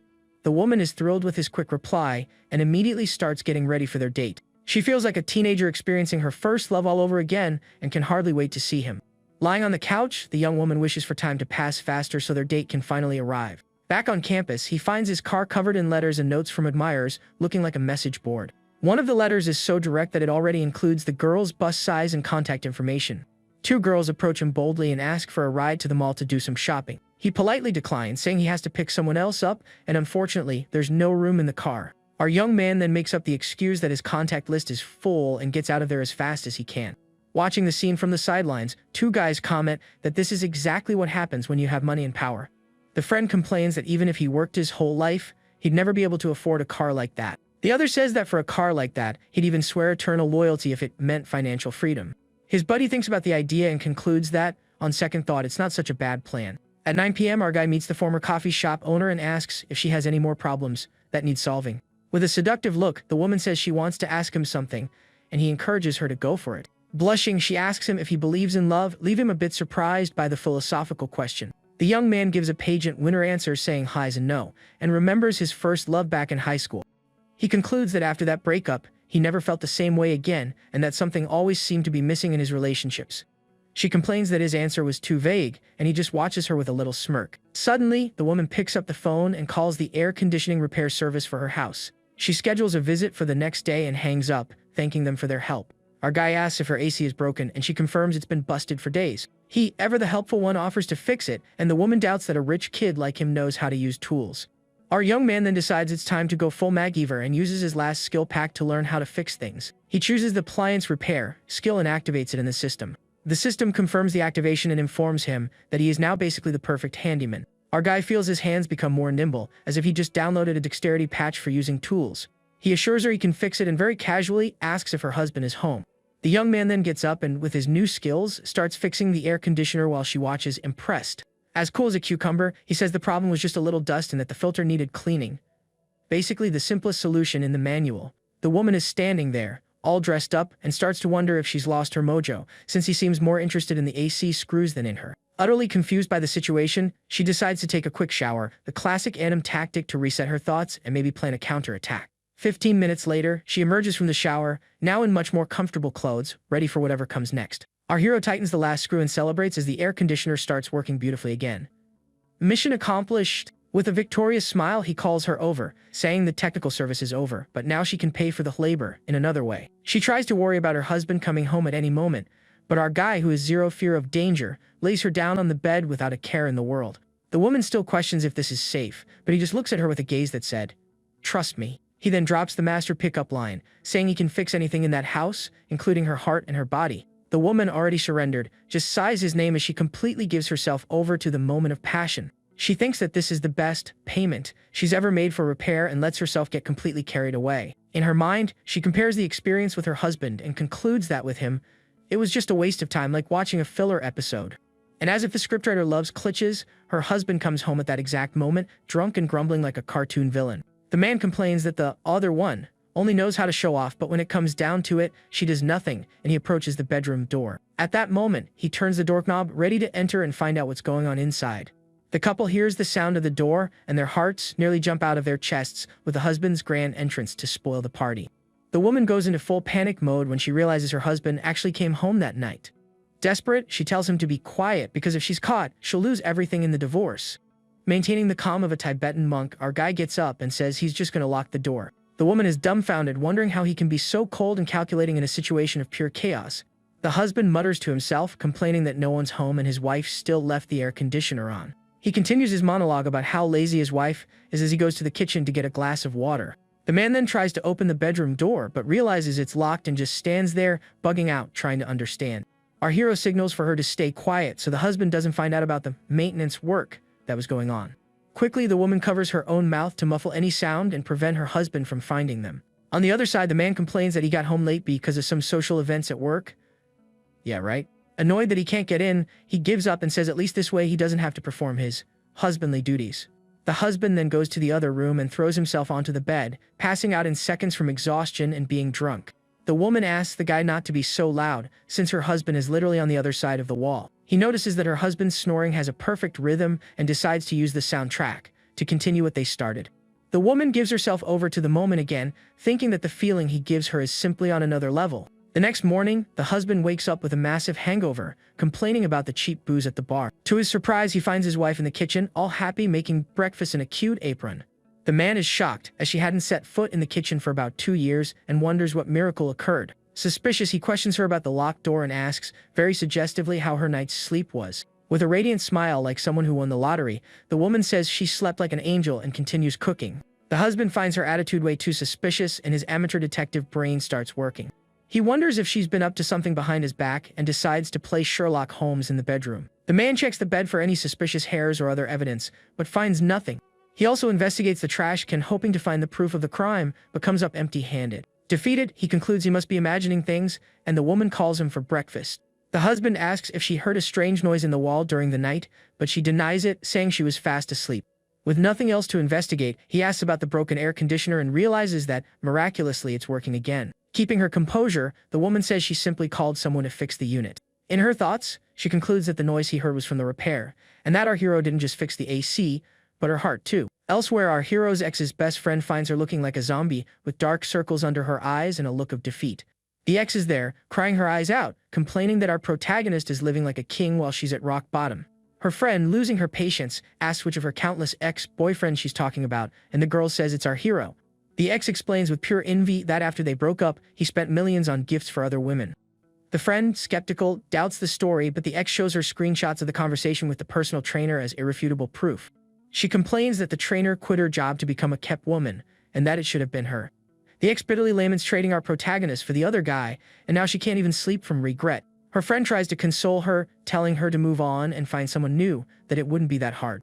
With her nose in the air, the woman says her standards have changed now, and she wouldn't look at anyone with less than 10 million in the bank. The friend is gobsmacked, unable to believe the girl's ambition has shot into the stratosphere overnight. Determined, the ex declares that she will win our hero back, no matter what it takes. Her friend tries to talk some sense into her, but the ex says that once you've had a taste of luxury, you can't go back. She gets angry, saying all the money he's spending on other women should rightfully be hers. The ex then drags her friend by the hand, saying they're going to find our protagonist right now. The poor friend grabs her phone and starts stalking his social media for any clue to his whereabouts. The friend comments that her ex is completely out of her mind and mentally prays for help to get her committed to a hospital. Meanwhile, in a luxury hotel, the trainer looks out at the city view, lost in thought. Our hero gets out of the shower and finds her there, lost in her thoughts, in front of the huge bedroom window. The woman comments that his weight and muscle gains are way above average and that he's progressing scarily fast. He, all mysterious, replies that he's not like other people and gets ready to leave. Our guy realizes that with the workouts, his immunity and overall health are improving every day. The real power juice. After getting dressed, he tells the trainer she doesn't need to wait for him, as he has other commitments on his schedule. She says she'll be waiting for his call and thinks that, finally, she feels useful and needed by someone. The young man thinks about how his girlfriend was the first to enter the game, but hasn't won as many rewards compared to the others. At a fancy restaurant, his girlfriend is having lunch with her cousins, who are bombarding her with questions about her life. The young woman says she goes to the restaurant with friends sometimes and encourages her cousin to eat more. The cousin then goes into knowing relative mode and asks about her career plans, reminding her to look for internships. The brother-in-law throws cold water on her, advising her to prepare since her college isn't one of the best. The female cousin joins the conversation and asks if she has a boyfriend yet, because according to her, it gets harder to find someone after graduation. The brother-in-law then offers to introduce her a cousin of his who's interning at a big company. She immediately refuses the offer and reveals that she already has a boyfriend, leaving the couple completely surprised. Her cousin scolds her, saying that dating is a serious thing and she needs to be careful who she gets involved with. The brother-in-law insists, saying graduates from her college usually earn little and live a life of struggle. The couple gets super worried, thinking her boyfriend isn't good enough and that she'll end up getting hurt. She reassures them and thinks with a little smile that if she told them the truth about our hero, her brother-in-law would have a fit. His girlfriend announces she has to leave early, and her cousin, curious, asks if she has any plans. With a victorious smile, she reveals that her boyfriend is taking her to buy a new house. The couple is in shock and doubts the story, thinking no family in their right mind would buy a house before marriage. Just then, she points to the restaurant entrance where our hero is arriving in his luxury car and says, "He's got money." He arrives looking all elegant and calls for her to go while she introduces him to her cousins, who are left speechless, looking like statues. Our guy apologizes for not being able to join them, but ever so humbly offers to pay for their lunch. The cousin scolds him for showing off with a car that's worth more than their house. The couple just stands there, completely embarrassed and with their egos crushed in that super awkward situation. In the car, our protagonist hands her the deed to the house, saying she's now officially a homeowner. He mentally calculates that buying the house earned him over $6 million in cash back from the system. Stunks? Our young man teases her, saying he's going to find an educational film for her to learn how to thank him the right way. Blushing, she tells him to stop joking around, but holds onto the deed with the strength of someone who found the one-piece treasure. He notices that her affinity is almost at the maximum level and decides he's going to try to reach 100% that night. The dragon girl sends him a message, but the guy doesn't even open it, leaving her confused and frustrated. She laments becoming the type of person who begs for attention, something she always hated. Her friends advise her to get real, as the competition to be with him is bigger than the cast of Game of Thrones. Ignoring their advice, she remains focused on her business plan, determined to impress him. The young woman thinks that any girl would fall for a billionaire, and that she's no exception to the rule. Determined to win, the dragon girl sits down and starts working hard on her business plan. Elsewhere, our hero asks his girlfriend if she's thought about what she wants to do in the future. He says he has other businesses and can set something up for her to do, if she wants. Our guy thinks that with this super possessive girlfriend, he can't operate his harem freely if she's always around. The young woman is shocked by the number of techniques he knows, and he says he just looked them up online. All flustered, she says she'll pick one of them randomly with her eyes closed. 20 minutes later, she asks if he's enjoying it, and he tells her not to stop for anything. The girlfriend is surprised she learned so quickly and says that from now on, he's going to like her even more. He thinks to himself that he needs 10 more girls like her, who try so hard to please him. Suddenly, his phone rings and a desperate voice on the other end tells him to get out of where he is, like yesterday. Our guy answers the call and asks his friend what happened to make him sound so desperate. The friend says there's no time to explain and that he's sending him the location to go there immediately. Confused by the mysterious call, the young man sits up in bed, wondering what the heck is going on. Our hero was just cruising in his sweet ride when his phone rings. It was his buddy with that classic last-minute change of plans that everyone hates. The friend hits him with the excuse that he got dragged over there, but Yuan, who ain't got time for whining, tells him to just sit tight and wait for 30 minutes. Getting out of the car, our guy notices a worrying detail: the place is dangerously close to his counselor's house, setting off his potential mess ahead, Spidey sense. Suddenly, his friend pops out of the shadows and invites him in, hyping up some girl inside with amazing services. With his arms crossed and the confidence of a guy who's already beaten the game, the MC refuses, saying he's already got a harem of beauties and doesn't need any side quests. Just then, his buddy's eyes light up when he sees Yuan's ride, and he asks what kind of sorcery this is. Our hero, playing it cool, just says he bought the new toy. The friend is in total shock, since that's literally his dream car, and only then does Yuan ask why he was called to this shabby place to begin with. With a grin from ear to ear, his buddy reveals the bar is his and the renovations are almost done, trying once again to convince our hero to take an inside tour. As if summoned by a sadistic scriptwriter, two girls walk by, and one of them points right at Yuan with a look of recognition. Our guy turns paler than a ghost when he realizes one of them is his counselor, Li Xiao. The situation, which was already tricky, just got upgraded to nightmare mode. The counselor glares at him with a look of pure disappointment, while her friend, the police officer Li Meng, looks ready to jump down his throat. Totally busted, he gives a sheepish little wave, and his friend, completely oblivious to the danger, asks who these hotties are that just showed up out of nowhere. The two of them, however, ignore him with the coldness of an iceberg and turn to leave, but our MC runs to prevent an imminent game over. He gets closer and, in a desperate attempt at damage control, asks if he can come over to their place and help with dinner. Li Meng, the sister who's already in full on Super Saiyan mode, turns around and rips into him, calling him shameless for hanging out at a place with special services and hurting her sister on top of it all. The young man tries to defend himself, swearing it's all a misunderstanding and that he was just waiting for someone like an RPG extra. The girl isn't buying it and throws it in his face that her sister tried to accept him and even bought him a gift, but he chose to mess everything up. Then, the two of them leave and the friend tells him to go find that girl with the amazing services, while the counselor's affinity level plummets faster than the price of a crashing cryptocurrency. His friend walks over munching on imaginary popcorn and asks if all that drama was about his new girlfriend. RMC just sighs, saying there's no point explaining while she's all heated up and that this time, he thinks he really screwed up big time. Yuan's friend, finally realizing the mess he caused, apologizes and asks who that lady was that he'd never seen before. With a heavy heart, our guy reveals she was his counselor and English teacher, leaving his buddy looking like he just saw a ghost. He then says he'll figure out a way to smooth things over with her later and tells his friend they should go talk somewhere less problematic. Arriving at a charming coffee shop, they're greeted by a beautiful young woman who, to no one's surprise, seems to know our MC quite well. The young man, acting right at home, orders 2 coffees and affectionately calls her Nana, while his friend watches the scene with the eyes of a detective. Once seated, his buddy mentions that the barista's face looks familiar, but he can't quite place where he knows her from. Our MC then jogs his memory. She was the luxury car saleswoman who was with their cousin at that family lunch. Jaw on the floor, the friend asks how she ended up here and immediately accuses Yuan of stealing a relative's girlfriend. The nerve? His buddy is in a state of shock, processing the fact that Yuan is dating his teacher and the ex-car saleswoman at the same time. The man is a legend. Changing the subject like a pro, our guy announces he's stepping back from the bar business and leaving his friend in charge of everything. With the air of a businessman, he says he believes in his friend's potential and that mixing business with friendship can get messy, so it's better to keep a safe distance. His buddy, full of determination, promises to do his best and not let down the trust Yuan has placed in him. At that moment, the barista Chen Na brings their coffees and Yuan's friend, already in full-on teasing mode, calls her sis-in-law. The young woman gets all flustered with bright red cheeks, clearly caught off guard by the bold comment. Right after, she notices Yuan's shirt is a bit wrinkled and, with special care, she leans in to straighten it out for him. As she fixes his clothes, his friend lets out an "Haw, you guys are so cute," commenting that he's clearly the third wheel here. Later that night, the young woman mentions that a friend is looking for a summer job, and Yuan, like a good boss, says he can find her a spot at the cafe. With a smile that could melt Alaska, Nana mentions it's been a long day and that she needs a shower to wash off all the fatigue and the sweat, of course. Alone in his room, our MC picks up his phone, thinking he needs to fix the mess with his counselor as soon as possible. However, when he calls, it goes straight to the nobody's picking up void, leaving him with a look of concern and a hint of irritation. He then wonders what the heck she's doing that she can't answer his calls or even see his texts.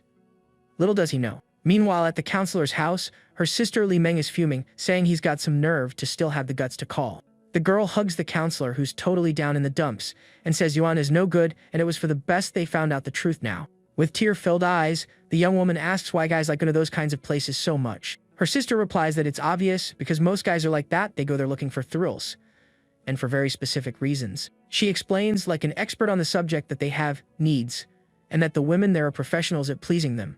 The counselor then remembers when Yuan hugged her and she pushed him away, and a terrible idea pops into her head. Heartbroken, she starts blaming herself, thinking that maybe she took too long to give in, and that's why he went looking for someone else. Her sister is shocked by this line of thinking, saying that love is a scary thing for making her think such a messed up thought. Li Meng asks her sister to remember the disaster that happened the last time she fell in love, trying to give her a reality check. The two of them lock eyes, and the sister begs her to snap out of it and not fall into this emotional trap again. The counselor finally agrees with her sister, deciding she can't let her feelings get the best of her and needs to stay in control. Back to our MC, we see him on his phone, successfully ignoring messages from his college classmates. He keeps scrolling through his feed and finds several messages from a girl sending "good morning" texts and other things, clearly trying to get his attention. Our guy analyzes her photo, thinking the girl has potential to join the game, but she needs to be observed more closely. With the coldness of a strategist, he replies with a short message, knowing it'll just make her even more obsessed with him. Suddenly, the door opens and Nana calls his name with a smile, catching him completely by surprise. She's dressed in a flawless office outfit with glasses, a look that cranked her seduction power up to level 9,000. The young woman asks if he liked the surprise, and our guy admits that she's really messing with his head today. With an inviting look, she beckons him to come in, and the two embrace as he compliments how incredible she looks. Lying in bed, Nana comments that he seems different today, and Yuan, curious, asks what she means. She says he seems stronger and asks if he's been working out. He confirms and slyly suggests they move to the couch. Our athlete then jokes that he can be her gym equipment and suggests that next time they could try a riding exercise, but she, in her innocence, asks what the difference is. He replies that it's basically the same thing and invites her to try out the new routine, which gets the young woman super excited about the game. After a good long tense workout, the guy praises Nana, saying she has a natural talent like a true Amazon. The next day at college, someone is about to open the student committee door, unaware of the chaos waiting inside. The door swings open to reveal a scene worthy of Black Friday, a crowd of students trying to hand in forms to one poor professor. Dozens of students are pushing and shoving to submit their projects, while the woman looks like she's about to have a breakdown at any moment. The professor, buried under a mountain of paper, wonders why, all of a sudden, so many talented girls decided to show up for the project. Meanwhile, at the gym, a phone starts ringing. The screen shows a call from secretary. The MC, who's working out next to a girl, sees the call and wonders who the heck this secretary is. When he answers, the voice on the other end informs him they've received 653 applications. He cuts straight to the chase and asks for the male to female ratio. She reports that there are 628 women and only 25 men. Without hesitating, he tells her to only pick out the really good projects. On the other end of the line, the secretary gets worried, asking if this means all the men will be automatically rejected. He clarifies that he's not trying to start a girls-only club, and that any good proposals from the guys should be approved. Our hero thinks that if he only approves pretty girls, the project will look like a modeling agency, and he needs brains, not just pretty faces. The girl on the treadmill next to him, pouting with jealousy, asks him why he didn't answer a question while he was on the phone. He calmly tells her it was just one of his subordinates, and tells her not to cook up any conspiracy theories in her head. At that exact moment, a system notification explodes on the screen. The third girl has reached 90 affection, and the rewards are on their way. Nana's affection hits 90, and the MC is already getting hyped, wondering what insane reward the system cooked up this time. The system unleashes the legendary drop of 5mm hardware upgrade, a fund of 30 million in his account, and 2 skill vouchers. What a haul, my friends! The MC is ecstatic about the growth bonus, thinking that no man on Earth would turn down an upgrade like that. Without wasting a second, he activates the first reward and feels a strange, promising warmth in his lower body. With a satisfied grin, the guy notices the change is quite perceptible and is extremely happy with the result. Filled with a sense of urgency, he calls out to Coach Lu, who is completely confused, not understanding his sudden rush. The young man grabs her hand and, like an action hero, says there's no time to explain as he drags her upstairs. The scene cuts to a silhouette of the two in the shower, and the girl comments that something about him seems different. He, playing dumb, asks what's changed. She's left wondering if she's imagining things or if working out really does work miracles. With a triumphant smile, our guy suggests that maybe it wasn't him who changed, but that she just got more sensitive. Completely embarrassed, the young woman asks him to go a little easier next time because she really can't keep up with his pace. The MC hugs her and promises to do a proper warm-up beforehand while thinking that the rewards effect is just plain wild. A while later, our hero says goodbye to the coach who's passed out on the bed and tells her to rest well. As he leaves the room, he reflects that his new weapon, freshly upgraded, will need a careful tutorial before being introduced to the other girls in the cast. The next day, driving his car, he thinks about the huge problem with the counselor, who is still giving him the silent treatment. He decides the only way to solve this is the old-fashioned way, face-to-face, and so he heads over to her house that afternoon. Knocking on the door, he hears her voice ask who it is. With the creativity of a secret agent, he makes up a story about being from downstairs and having a water leak. When she opens the door, the young woman recognizes him and, with fire in her eyes, accuses him of lying to her yet again. Quick as a ninja, the guy holds the door before she can slam it in his face and insists on coming in so they can talk. With an expression like she just sucked on a lemon, she asks what he wants, with zero interest in hearing what he has to say. The young man, staying calm, states that they need to talk because she definitely got the wrong idea yesterday. Operation Clear My Name is officially underway. Lichelle glares at him like she's caught a liar red-handed and questions his whole misunderstanding story, completely doubting his innocent act. He insists he did nothing wrong, but the counselor, fed up, says she doesn't believe a word and tells him to take a hike. Feeling the door about to slam in his face, our hero lays out the truth, explaining that his childhood friend changed their meeting spot at the last minute, turning a normal restaurant into that den of vice. Still skeptical, she acts like a prosecutor and demands concrete proof that he was just waiting for someone and not browsing the menu.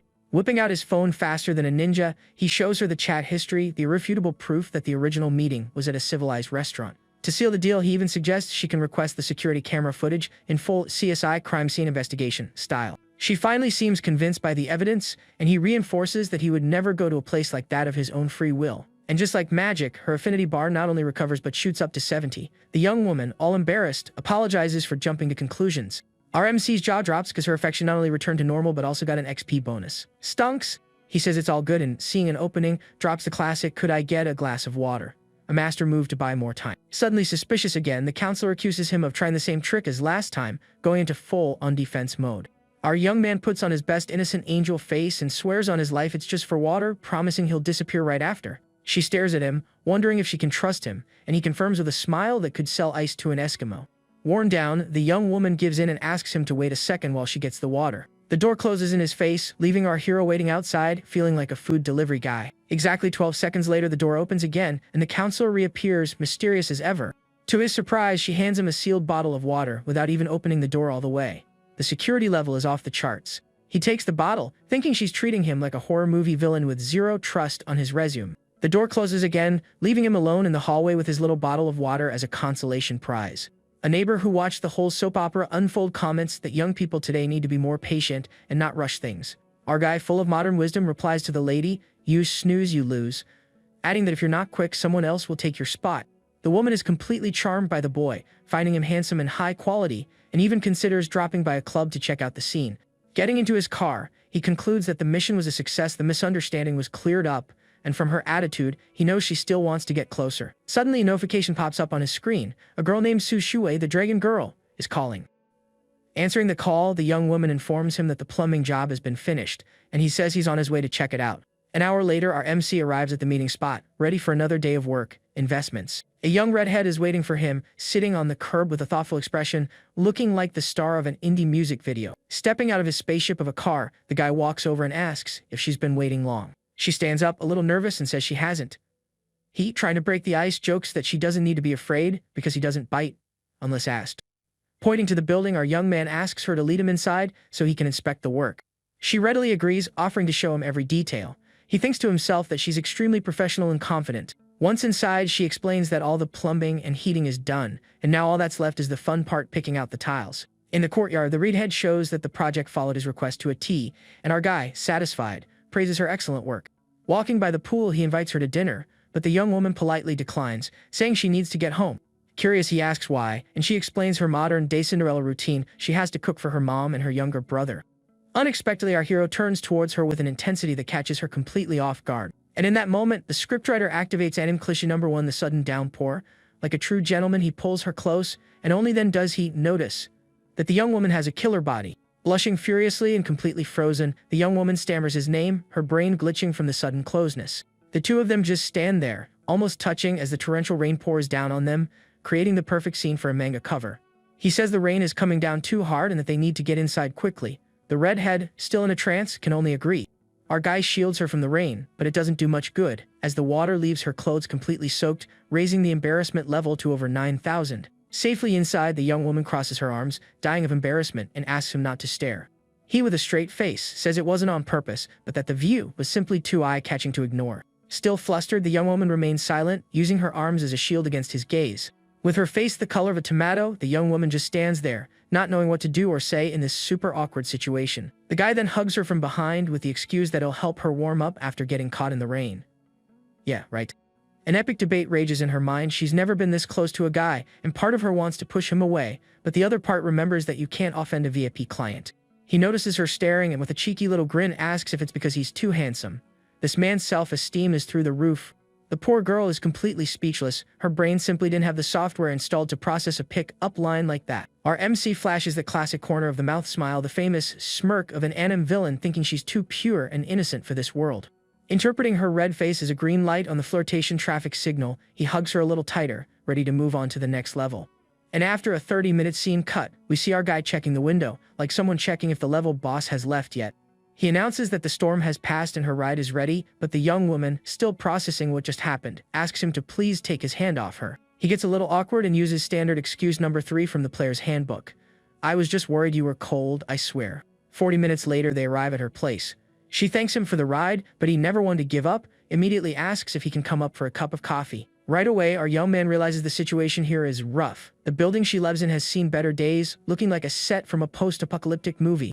She tries to brush him off, saying she has to become the head chef of the house, but he insists with the classic, "I'll just sit in the corner, I promise I won't be in the way." And just like in any good neighborhood, the human satellite dishes, also known as nosy neighbors, are already starting to gossip about the fancy car parked out front and the girl's supposed new boyfriend. In their minds, the story is already confirmed. He brought gifts, therefore he's Prince Charming who's come to save the damsel and improve the family's life. But there's always the team of pessimists who come in to throw cold water on the idea, saying that rich guys just play with poor girls' feelings and then disappear. That is until a little old man, who'd been quiet in his corner, tells the gossip squad to shut up and show a little respect. At that moment, a cute little boy runs up to hug the young woman. She, with all the affection of a big sister, asks if he's hungry and promises to make dinner. Our MC watching the scene asks if that's her brother, and the redhead formally introduces them. The little one's name is Xiao Ji. She apologizes for the boy's shyness as he hides behind her as if our hero were the boogeyman. Her mother then appears in the room. Her daughter, worried, asks why she got up, and the lady says she just wanted to stretch her legs a bit. The redhead then introduces Yuan to her mother. He, like a good potential son-in-law, greets her with his friendliest smile. The mother, with her super mom radar fully activated, notes that this is the first time her daughter has brought a boy home and starts connecting the dots. Seeing the gifts, the woman invites him to come in and sit down, and our hero accepts immediately, feeling like he's past the first stage of the mission. Once they're settled, the young woman tells him to make himself at home, while she takes her post in the kitchen to prepare dinner. And 30 minutes later, a wonderful smell fills the house. Dinner is served, and it looks delicious. The family gathers at the table, and little Xiao Ji, with the honesty of a child, compliments his sister's cooking, saying it's delicious. Our guy, very polite, praises the mother's kindness and says that just tasting her daughter's cooking is more than enough to make him feel satisfied. Observing the family dynamic, he realizes just how strong this young woman is, being the true pillar that supports their home. After dinner, he gets up to leave, but the redhead calls out to him, saying she needs to return the money he advanced her. He then, with a plan in mind, asks to borrow her phone for a second.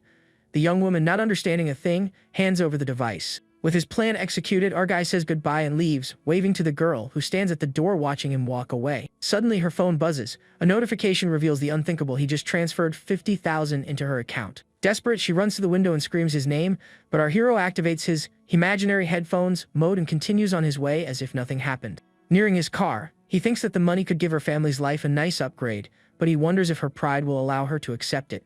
Getting into the car, he decides he'll return the money if she insists, but at that exact moment, he feels that familiar sensation. The system's cashback is coming! Back on the road, he switches back to businessman mode and calls his secretary, asking for a report on the candidates selected for his project. She informs him that 12 have passed the first round. Satisfied, he approves her work and promises a nice bonus at the end of the month. Our MC then gets lost in thought, pondering how he's going to balance his businesses and his growing harem. The life of an MC isn't easy. Meanwhile, the nosy neighbor strikes again, asking the redhead's mother if the guy is really her boyfriend. The mother, being honest, says she doesn't know. The neighbor insists, saying the guy is filthy rich because of his car, and when she mentions the price, the mother's jaw hits the floor. The gossip, now in matchmaker mode, suggests that a marriage to him would solve all the family's problems and tells the mother to go talk to her daughter ASAP. But the mother, showing her integrity, says the decision is her daughter's and that she would never force her into a marriage for money. To make matters worse, another neighbor joins the conversation, adding fuel to the fire, saying the guy seemed interested but has probably already lost interest. The mother goes inside, visibly shaken by the meanness and speculation of the neighbors about her family's future. In the kitchen, she calls her daughter over for a serious talk. The young woman turns around, ready to hear what her mother has to say. Straight to the point, the mother asks what her real relationship with Yuan is. The young woman, a bit nervous, explains that he's just a client. The mother presses on, asking if he hasn't shown any interest.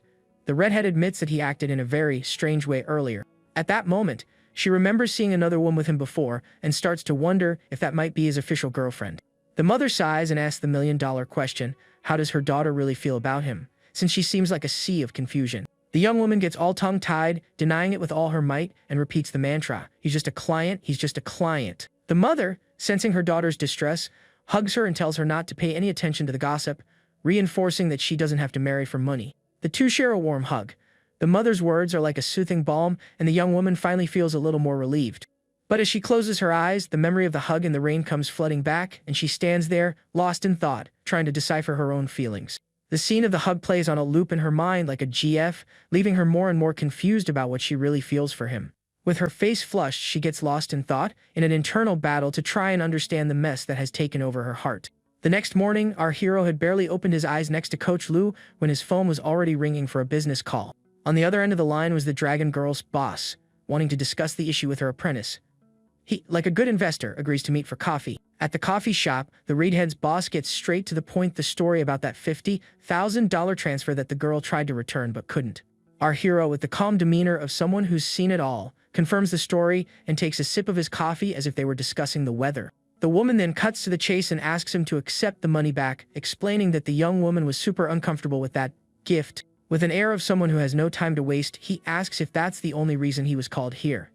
The boss, acting like a professional Cupid, says that if he wants to win the girl over, he's going to have to work a little harder. He, maintaining his good guy persona, swears he had no ulterior motives with the money and that honestly it doesn't even matter anymore. Our guy finally accepts the return transfer, but he notices a curious detail: there's an extra 200 in the account. All he can think is that the redhead is as stubborn as a mule. Changing the subject like a pro, he asks if a certain director has been inviting the girl to business dinners, but her boss denies everything. Mission accomplished, he thanks her for her time and gets out of there, leaving the woman alone with her thoughts and her cooling coffee. The boss sits there, thinking it would be a fairy tale ending for the redhead to end up with him, but she knows her apprentice has her pride and won't be bought by any man. Back in the car, the phone rings again. It was the owner of the coffee shop with a sultry voice, inviting him over for a suspicious cup of coffee. With that mischievous grin of someone who loves danger, our guy says that her husband being around just makes things more exciting. The woman then invites him to her house, and he accepts, joking that he needs to recharge for the higher conditioner. Punctually at 6 in the evening, our MC arrives at the woman's house and finds her in the kitchen, preparing a dinner that smells delicious. She says she's making a special soup, and he thinks that married women really do have a PhD in understanding men's desires.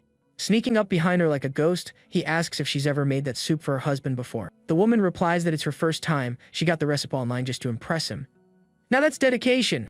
Our guy then hugs her and asks what time the man of the house usually shows up. She replies that he doesn't get home until around 9 at night, which gives them plenty of time to have the soup, of course. The woman asks if he's enjoying it, and our guy responds with a sound of approval that says more than 1,000 words. An hour later, he compliments the soup again, and she, ever the helpful one, offers to make it more often in the future. He says that might be a bit complicated, but she drops a bombshell. She's decided to file for divorce to finally find her own happiness. Our guy, surprised, supports her decision, even though, deep down, he would have enjoyed the adrenaline rush of being the other guy for a while longer. The woman thanks him, saying he's the one who gave her the courage to make this life-changing decision. He jokes not to blame the divorce on him and playfully pinches her cheeks like he's playing with a kitten. The MC is already calculating in his head with the divorce, he'll be able to spend money on her openly, and her affinity bar will skyrocket. As he drives away, fate plays a trick on him. Her husband sees him and instantly recognizes the expensive machine. The man just stands there, bugging out, finding our hero's face familiar and trying to remember where he knows the guy from. And then, the memory hits him. It's the rich guy who bought a car for a saleswoman. He's left wondering what the heck that guy was doing in his neighborhood. Back at home, the husband compliments his wife on the soup, but she, with the coldness of an iceberg, says the soup wasn't for him. Ouch! With a little smirk, the woman sips her soup calmly, ignoring her husband's existence as if he were a piece of furniture. The man complains about the heat, but she replies that she doesn't feel a thing and won't be turning on the AC. The Cold War has begun. Inwardly, she thinks that she's not afraid of a confrontation. She's just worried about our hero's Cullen lingering in the bedroom.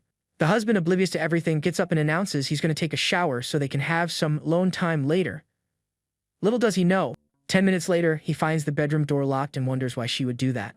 Did she already pass out? Annoyed by being ignored, the man throws himself on the couch and grumbles that next time he'll find someone younger and more willing to have fun. Cut to the college where Yuan's secretary is presenting the selected candidates for his project in a true parade of beauties. She highlights a girl from the flight attendant program who's practically a campus celebrity, as popular as a new anime episode. Next, she introduces a freshman who's already earned the nickname Little Daraba for her exotic beauty and modeling talent. To round out the top three, the secretary shows off a famous cosplayer who gained 200,000 followers with a single costume. The power of pop culture. In the midst of this parade of goddesses, a more plainly dressed student feels completely out of place, like an NPC who accidentally ended up in the main character selection for a game. At that moment, a class representative's brain finally connects the dots, and his shonen protagonist radar goes like crazy. This wasn't a startup project, it was a recruitment for a harem. Feeling like the biggest chump in the universe, he wonders what his role is in this script. Is he the secondary male character who's just there to make the hero look good? Now, with the stage set and all the candidates in place, the secretary waits anxiously, like the host of a survival game, for her boss's next command. Mo Zhenwang, the class representative, introduces himself to another guy, looking happy to finally see someone from his hometown. The guy then explains that he comes from a simple family, so he needs to take every opportunity that comes his way. Just then, the girls start taking pictures of him, super excited because the famous and beloved Shen Yuan has finally arrived. With an air of confidence, our hero appears and says he vaguely remembers the name of the guy who greeted him earlier. Mo Zhenwang then introduces himself again, and Shen Yuan explains that their business plan was approved because it was practical. He remembers that one wants to open a fry shop and the other a fruit stand, so the guy confirms his project is the fry shop. Since there are no fry shops at the school, their business has great potential to be very successful. The two are happy, and Mo Zhenwang thinks they were only chosen so the project wouldn't be all girls. Our hero then asks Mu about his experience as an opinion leader, which is basically a bot army. The guy confirms he has a team of 100 people, and that they've already organized several large-scale events. Shen Yuan dismisses them to interview the girls, thinking that Mo's contacts could be very useful in the future. 2 hours later, he praises his assistant for her great work, as she found some incredible girls for the project. A girl with pigtails approaches the secretary, saying she needs to discuss something important with the boss. The assistant then asks the boss what to do, and with a calm look, he tells her she can leave first. Now alone with him, the girl directly asks why she was turned down during the interview stage. She explains that during the interview, he barely looked at her and focused his attention only on the other two candidates. He stands up and says the final list will only come out after the exam, so she asks if she still has a chance to make it. With a confident smile, he sits on the sofa and says he just gave her a chance right at that very moment. Realizing the great opportunity, she starts listing all her accounting qualifications to impress him. Our hero then questions her, asking if such an important job shouldn't be done by an older, more experienced accountant. The young woman is speechless, her face blushing, not knowing how to answer his question. She thinks that the line of suitors for him is huge, so she needs to take this unique chance to win him over. Then she sits on his lap and whispers that she's much prettier and has a better figure than any old accountant. He agrees with a smile, saying that pretty accountants with a nice figure are indeed very hard to find. The young woman then unbuttons her blouse and asks what he thinks, and the guy replies that what she said makes a lot of sense. Completely lost in the moment, the girl calls his name seductively and moves even closer. Without further delay, the two share an intense kiss, giving themselves completely to that moment of passion. 40 minutes later, some crumpled tissues are seen inside a trash can in the office. He asks her to be his girl, saying she won't lose out, and is surprised to discover she was inexperienced. With a satisfied smile, our hero adjusts his tie and invites her to go shopping over the weekend. The girl buttons her shirt and happily thinks that now she has a place in his heart, even if it's a small one. He watches the scene, satisfied, thinking that the little dragon lady's affinity has finally appeared, and that's great. 10 minutes later, the girl leaves the office limping and complaining of soreness as the assistant watches her. Worried, the assistant approaches and asks Jingin why she did that with the boss. Jingin, with a smile, replies that it was nothing and that she now feels happier than ever. Later, he plans his father's birthday, thinking about the car he bought for him and the jewelry for his mother. His younger sister, Shenxuan, gets excited about the car and asks for one too, since she's about to get her driver's license. His mother scolds him for spoiling his sister, saying she still has a long way to go and can't get complacent. Shen Yuan reassures everyone and invites them into the car to go to the hotel to meet their uncles and aunts. The sister complains that her mother doesn't spoil her, and the mother tells her to act like a young lady and get in the car. At the hotel, the whole family is gathered in the dining room, with the men on one side and the women on the other. One of the aunts immediately starts complaining about the hosts being late, saying it's ridiculous for the guests to be kept waiting. Another relative angrily remembers when they went to collect a debt and were mistreated by the host family. Shen Yuan's mother takes the blame for the delay, saying she completely forgot to pass on the message to the others. The other aunts don't believe the excuse and complain they should have told everyone about the delay directly. An older uncle thinks with contempt that everyone there was helped in the past, but now the ungrateful bunch only knows how to criticize. A cousin with glasses plans to make the birthday toast difficult for the man of the hour, because he thinks he still acts superior to everyone. An aunt approaches her husband and tells him they're counting on his help to stir up trouble at dinner. The older uncle watches the scene with concern, as he has already realized that this birthday dinner will be a huge disaster. A young is praised for his new car, and he replies that a good car is essential for keeping up appearances in business. Another relative ignores Ion's discount offer and complains that the host still thinks he's a big deal. The uncle thinks about the old rivalry between the wives and how past envy fuels their audacity in the present. One of the relatives asks if something happened, and the older uncle asks for patience, saying the birthday boy is the most important person. Finally, the host family arrives and the father apologizes for being late, promising to drink 3 shots as a penalty. The older uncle tries to be polite, saying they didn't wait long and that it's not time for dinner yet. A cousin sarcastically replies that waiting a little longer won't make them pass out from hunger, and her husband immediately scolds her. The third uncle offers to pick up his brother in the future, since he no longer has a car and is now busy. Our hero replies that it would be too much trouble and that he hopes the uncle will always be available to help the family. The uncle feels disrespected by his nephew and decides he needs to show off a bit to put the young man in his place. To keep his promise, Shen Yuan's father drinks the 3 shots all at once as an apology for being late. With a subtle move, the third uncle purposely drops his car key on the floor to get everyone's attention. He pretends that no one is blaming him for the delay, but in reality, he just wants everyone to see the key to his new car. The uncle then complains that Shen Yad should have picked up the key for him and threatens not to get him the club membership. Shen Yad picks the key up from the floor and hands it to his uncle, who is already waiting for that show-off moment. Our hero then compliments his uncle's new car, and the man replies that his old Volvo was in need of an upgrade. The uncle reveals that the model is an X7 and says it wasn't expensive, but Shen Yuan knows the car costs over 1 million. Our hero praises the uncle's modesty, and he brags about having bought the mid-range configuration of the car. The uncle takes the opportunity to give some business advice, saying that tourism is very risky and not reliable. Shen Yuan feigns admiration and praises his uncle's intelligence, inflating the relative's ego even more. The uncle gets all proud of the compliment, feeling like the king of the world for impressing his nephew with his new car. The uncle's wife complains that the nephew is too much of a suck-up, and that if they ask to borrow money, she won't pay. Our hero then tells his father that the stage is set and that he can now show off the Maybach he received as a gift. The cousin is shocked to hear about the Maybach and doubts that the broke family has money to buy such an expensive car. The older uncle asks if he really bought a Maybach, and Shen Yuan's father says it was a gift from his son. The relatives don't believe the story and accuse the father of lying, as everyone knows Shen Yuan is a big spender. The older uncle is confused because his brother has always been very sensible and wonders if he's had too much to drink. The third uncle, completely in disbelief, asks what kind of joke this is and doubts that Shen Yuan bought the car. Our hero questions his father about his patience with their uncle, and he replies that it wasn't worth arguing with the relative. Shen Yuan's father reveals that the car cost 3 million, and that he even tried to stop his son from buying it. Everyone in the room is in shock at the car's price, as 3 million is an absurd amount of money for most people there. The relatives are stunned, wondering where Shen Yuan got so much money to buy a 3 million car. Just then, an employee approaches and asks him to move his G-Wagon that's blocking another car, and he agrees right away. The entire family is left with their jaws on the floor, not understanding a thing, because now they know he has not 1, but 2 luxury cars. The uncles do the math and realize that the 2 cars together cost over 6 million, and they are completely shocked. Shen Yad changes his attitude and congratulates his brother on his success, offering a discount for the new car's maintenance. Shen Yuan's mother thinks with contempt about the audacity of her brother-in-law, who used to charge them without mercy and now wants to sell a membership. The third uncle reflects on his brother's success and feels like new money in comparison, since his brother didn't even brag.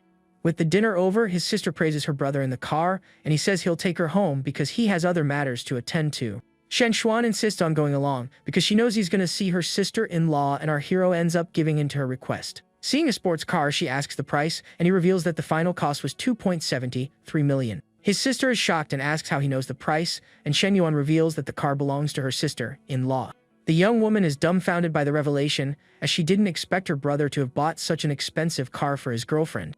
Arriving at the apartment, a beautiful woman greets him with a radiant smile and invites him in. She then asks who the girl is, and he introduces his younger sister, Shen Xuan, who seems a bit shy. The other girls in the room welcome the sister and comment on how much the two look alike.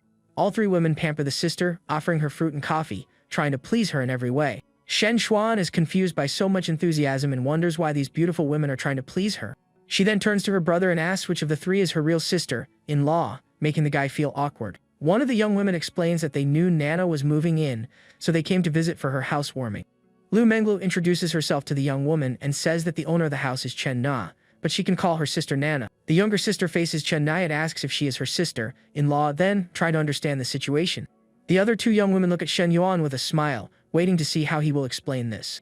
With a sly grin, our hero reveals that actually the other two girls are also his sisters-in-law. The sister's jaw drops, wondering how her brother manages to keep three girlfriends in harmony. The three beauties stand there, with Nana and Menglu smiling while the other friend seems a bit out of place. Still in shock, the young woman turns to her brother and asks if what he said is really true. Menglu and Chen Na confirm with a warm smile, showing that his statement was serious. His sister calls him a scoundrel, and he jokes that this is just the beginning and that she needs to get used to it. The girls then approach the young woman and invite her to go out and have fun with them whenever she wants. Our hero explains that his sister is going to college, and Nana promises to help her fit in and open up more. The friend in the hat feels like an intruder in the middle of this family union and thinks she's only good for warming the bed. In a flashback, the friend comments that in ancient times, it was common for sisters to share the same husband. The young woman then complains that if they are such good friends, why do they use her as a messenger instead of talking directly? She grumbles that the other two get luxury cars while all she gets is the job of putting up with the situation. Back in the present, our hero says his goodbyes, mentioning he's going to rest, and leaves the girls to talk alone. Chen Nai invites Shen Xuan to go shopping to take advantage of her brother being asleep so they can have some fun. Menglu offers to teach all her style secrets to the young woman, who gets super excited about the idea. And so, the group of four girls heads down to the garage excitedly, ready for an afternoon of shopping. Menglu suddenly says she forgot her purse upstairs and asks the others to wait a moment. After 10 minutes, she sends a message telling them to go on ahead, because she has other matters to take care of. The friend in the hat gets annoyed, thinking that while the others are having fun, she has to make up an excuse. Menglu then enters the bedroom and finds our hero sleeping peacefully in bed. She gets closer and gives him a kiss on the cheek, and the guy wakes up, wondering what was pressing against his face. As he opens his eyes, he recognizes Coach Lu and wonders what she is doing there. He asks if she's crazy, and the young woman replies that since the others left, they are now alone in the house. Our hero then asks why she didn't go with them, and Menglu replies that she wanted to stay to keep him company. He accuses her of being up to something, and she approaches him with a seductive look. The young woman takes off her blouse and pretends to understand what he's talking about, making the mood even more heated. She calls him hubby, and says she missed him, and he asks if she's getting the form of a dress wrong again. The young woman then calls him daddy, and he says it's not loud enough yet and asks her to repeat it. With all the force of her lungs, the coach shouts, "Daddy," completely surrendering to the moment of passion. An hour and a half later, Shen Xuan is seen carrying several shopping bags on her way back to the apartment. On the phone, the sister says that Chianqian had to leave with Lulu and Nanazi and asks when he's going to arrive. Shen Yuan says he's already on his way, and he pulls up outside the campus with his Ji-Wei-jin.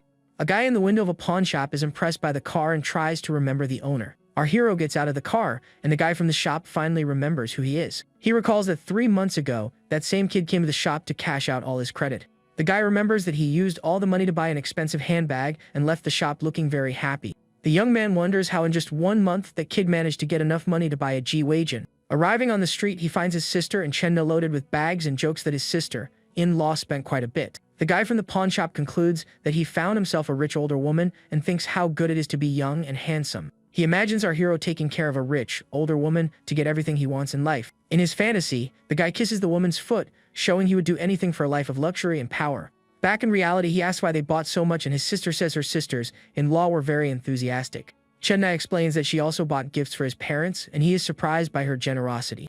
The young woman says goodbye, mentioning she's heading to the coffee shop, and he promises he'll see her at night for a date. In the car, his sister asks how much they spent, and he reveals that the bill was over 400,000 yuan. He teases her about her happiness, and the young woman replies that even before, their parents were never so extravagant. The guy asks what she's going to say at home, and his sister jokes that she'll tell them about the two new sisters-in-law. At his sister's joke, he slams on the brakes, pretending to be annoyed by her boldness. He threatens her by mentioning their mother, and the girl accuses him of blackmail, but her brother says she started it. The young woman then says this is business, not blackmail, while they wait for the light to change. The guy gives in and tells her to ask for whatever she wants next time, and the girl celebrates her victory. Arriving home, the parents are surprised by all the shopping bags and ask the reason for so much spending. The sister explains that the gifts were bought for them by her sister-in-law, leaving the parents confused. The parents then ask when he started dating and why he hasn't brought her over to meet them. He says they've been together for a while, and the sister praises the sister-in-law's personality to help out. The parents then pull their daughter aside for a full interrogation about their son's new girlfriend. He watches the scene relieved and thinks about all his tasks and plans for the next few days. At 10 at night, he tells Nana he's going to sleep over, and she says she's learned something new to try on him. At her suggestion, the guy loses all desire to sleep and asks her to wait a second so he can get ready for the night. The young woman then appears with 2 glasses, one with hot water and the other with ice, leaving our hero confused. He questions her intention with the glasses and realizes that Nana doesn't plan on letting him sleep tonight. The young woman kneels in front of him, and he wonders what this is, completely surprised by her action. With a seductive look, she asks if he can feel it, and he replies that he almost lost control from the sensation. The woman then gives in to the moment of pleasure, showing that the night was just beginning for the two of them. The next day, Xinyu's mother asks her to help her sister more, and the young woman replies that they will hire a nanny. The mother scolds her daughter, saying they don't need to spend money and that Xinyu should be more sensible. Our hero arrives and reassures his mother-in-law, promising that they will take very good care of Xinyu in the city. Leon is impressed with his new Ji-Waijin, and Nana's mother says she doesn't know about cars and just wants them to be happy. Xinyu's mother thinks with concern that her daughter has been completely smitten with Shen Yuan since his last visit. In the car, he asks about college, and the young woman replies that she applied to a university in Star City. The guy compliments her on her choice and says that her sister saved a room for her in the new apartment. Xinyu has a fantasy about her brother-in-law and sister and wonders if she will be able to see them again in the future. With a blushing face, she declines the offer, saying she's afraid of getting in the couple's way with her presence. Nana encourages her to visit her sister more, saying she gets very lonely at home because her brother-in-law goes out a lot. The young woman thinks about how kind her brother-in-law is and how her family's life has completely changed because of him. Our hero is surprised to see her affinity meter and wonders if the girl is trying to charm him. Arriving at the apartment, he asks Nana to take Xinyu out to have fun and says he has other commitments. Half an hour later, he parks in front of Lemeng's building and waits for her, leaning against his white car. On the phone, the guy begs for another chance, saying he made a mistake that any man would make. Our hero watches the scene and realizes that this is Li Meng's ex-boyfriend, and that he's the reason she dislikes cheating. With a confident smile, he decides he needs to help Li Meng get rid of that guy to please his counselor. The annoyed ex-boyfriend complains that Shen Yuan blocked his car, and the guy replies that he won't be polite to him. The guy with glasses gets irritated by Shen Yuan's arrogance and questions if having money makes him superior to everyone. Our hero then reveals that he knows he is Li Meng's ex-boyfriend, leaving the guy completely surprised. Startled, he kicks his own car and asks if Shen Yuan is Li Meng's current boyfriend. The two stare at each other with looks of rivalry, and the ex-boyfriend tries to understand the situation. The guy concludes that she got herself a sugar daddy, and that's why she refuses to see him, but he wishes them an unhappy ending. He brags about having dated Li Meng for 2 years and said even if they're together, he'll never have all of her. Our hero finds his tactic very amateurish and compares it to the one he used with Hu Jun in the past. He then replies that he doesn't care about having all of her, because for him, just her body is enough. The guy is shocked by the revelation, and Shen Yuan imagines a steamy scene to provoke him even more. The ex is furious because he always thought she was single, because she missed him and feels completely deceived. Our hero then waves to the counselor who is leaving the building at that exact moment. The woman approaches, and the ex-boyfriend is left speechless upon seeing the counselor's beauty up close. The counselor's sister glares at the guy and tells him to never look for her sister again. She then calls for Shen Yuan to leave, and he opens the car door for her like a gentleman. Our hero says goodbye to the ex with a sarcastic smile and leaves him standing there, completely confused. In the rearview mirror, he sees the guy still standing in the same spot and wonders if the rumor is real. The ex-boyfriend shouts indignantly that the rich can do whatever they want, even have 2 sisters serving him. In the car, the counselor scolds him, and he explains he only said that to get rid of her ex-boyfriend. She feels awkward but thinks that with his help, maybe Li Meng can finally move on. He invites her to the mall, but the young woman refuses, saying it's too expensive, and suggests a cheaper place. With a confident smile, he says that the price doesn't matter, because he'll pay for everything she wants.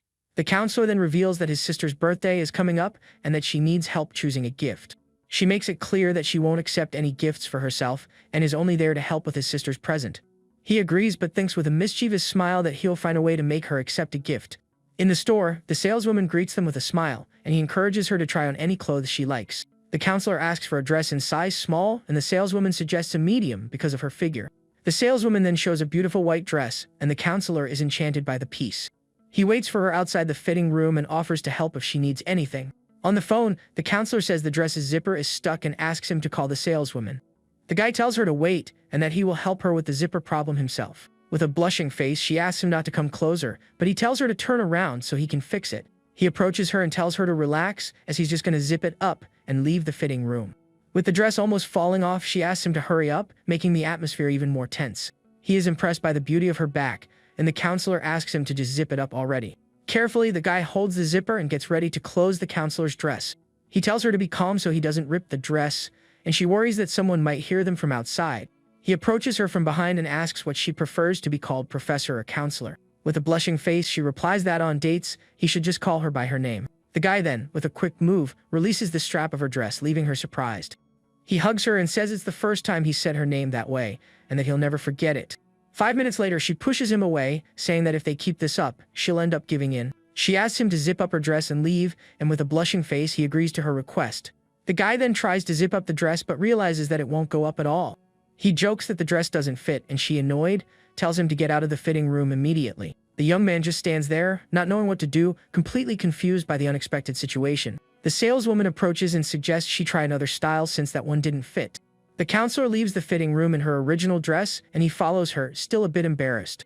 The saleswoman stands there with a questioning look, not understanding the customer's reaction. She scolds him and he promises he won't do that again, trying to calm the situation. Hand in hand, the two leave the store, and he promises that next time he will behave better. Her affinity meter rises to 75, and she continues to blush with embarrassment.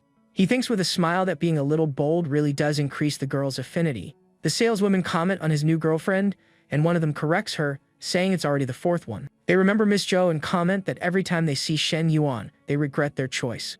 One of the saleswomen offers to serve him with all her heart if he gives her another chance. The other saleswoman thinks with disdain that it's now too late for regrets in life. Hand in hand, the couple leaves the store, and he invites her to eat hot pot, and she readily accepts. At the restaurant, he asks the waiter for 2 bowls of cold soup to start their meal. He thinks that thanks to Hui's tips, he doesn't need to ask as she can have something cold. On the table, a variety of dishes are served, including meats, vegetables, and the hot pot. She asks about his plans for the holidays, and he replies that he plans to spend time with her. The counselor then comments on the rumors about him at college, and that everyone must know him by now. He decides to change the subject so as not to reveal his secrets, and says he has already memorized the whole book. She's impressed by his speed, and the guy says he needs to memorize the management book. He says he'll go to her place to get the book, and she is surprised by the guy's haste. The young man explains that he needs to put the knowledge into practice as soon as possible and thinks about his intentions. She tells him not to make a mess because her sister is home, and he replies that he knows his own character. The woman's face blushes and she thinks, here we go again, already anticipating his intentions. The waiter arrives with the drinks, and the counselor says she can't have cold drinks. She asks the waiter to swap her drink for something hot, and he fulfills the young woman's request. The guy thinks that the night isn't going to work out and decides to focus on increasing other girls' affinity. He then remembers Jingyan and Nana, thinking he needs to concentrate on them to level up. Suddenly, he receives a message from Jingyan saying she misses him, and he feels guilty. He replies that he's having dinner and will pick her up later, and she asks where she should wait for him.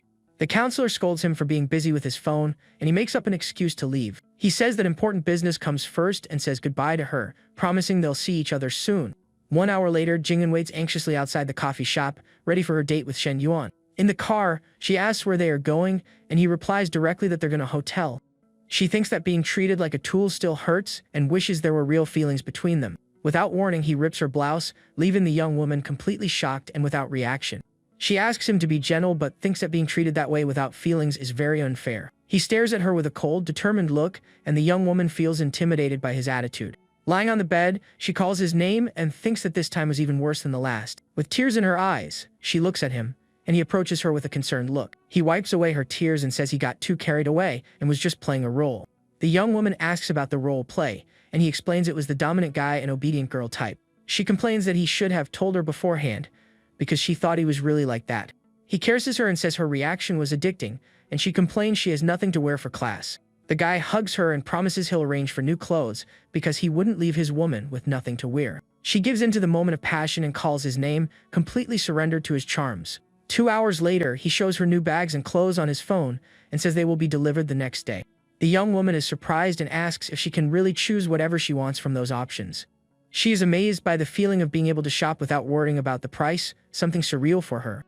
The young woman feels a strange sense of accomplishment and thinks she must be one of the few to have been with him. Suddenly her phone rings and the name Can't Get Enough Baby appears on the caller ID. He wonders if Hui is doing rounds in the room and asks for silence so they don't get discovered. On the phone, he says he's been busy, and that's why he hasn't called in the last few days. The girl complains about the wait but agrees to wait and asks him to behave until then. Jingin watches the scene and wonders if she will ever be treated with the same affection as the other woman. From inside the shower, he calls for her to come in and help him with something in the bathroom. Wearing a silk robe, the young woman enters the bathroom, ready to answer his call.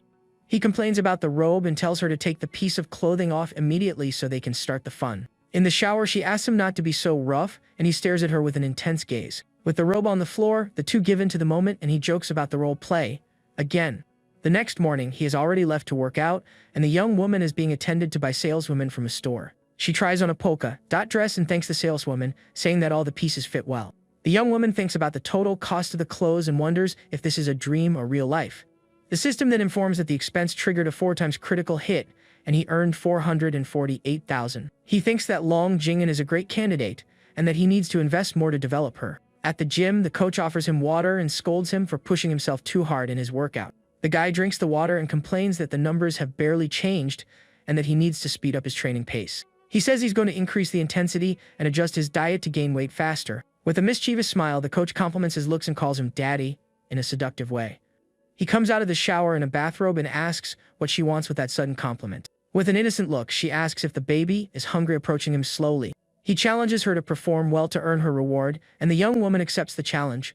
With a new hairstyle, our hero looks at the auditorium stage, ready for the university event. On stage, he stands next to the school leaders while the audience watches the ceremony attentively.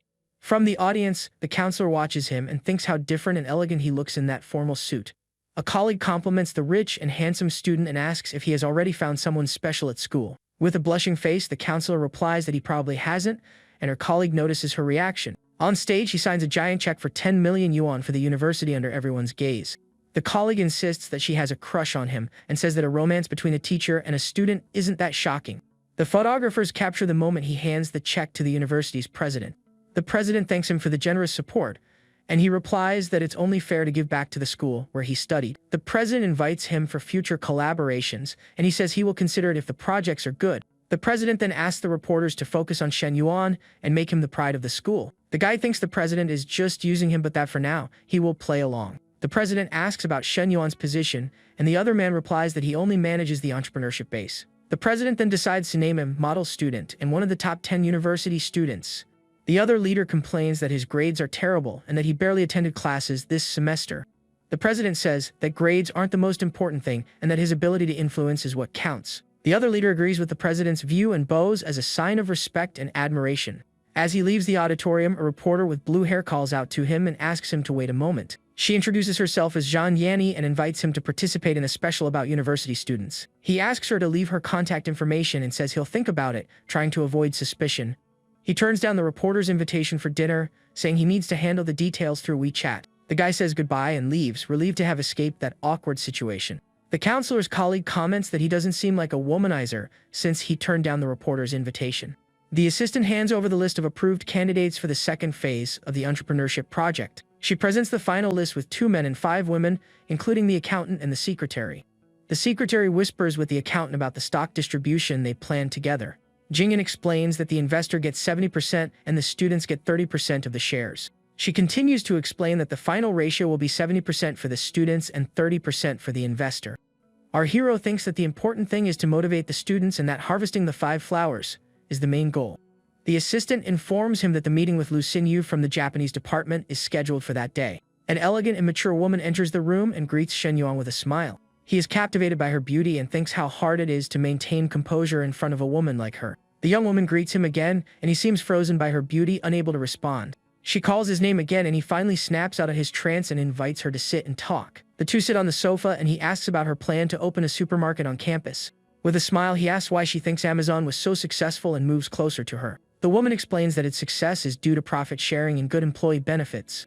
He realizes she's done her homework and decides it's time to show off a bit of his own knowledge. Our hero agrees with her analysis and suggests she consider translation or a foreign company. She reveals that her parents chose the major for her, and out of curiosity, he asks how her Japanese is. She replies that her Japanese is very good and that she has already passed several advanced proficiency exams. He gets excited about the idea of using her as a bridge to Japan and already imagines himself in a harem of Japanese girls.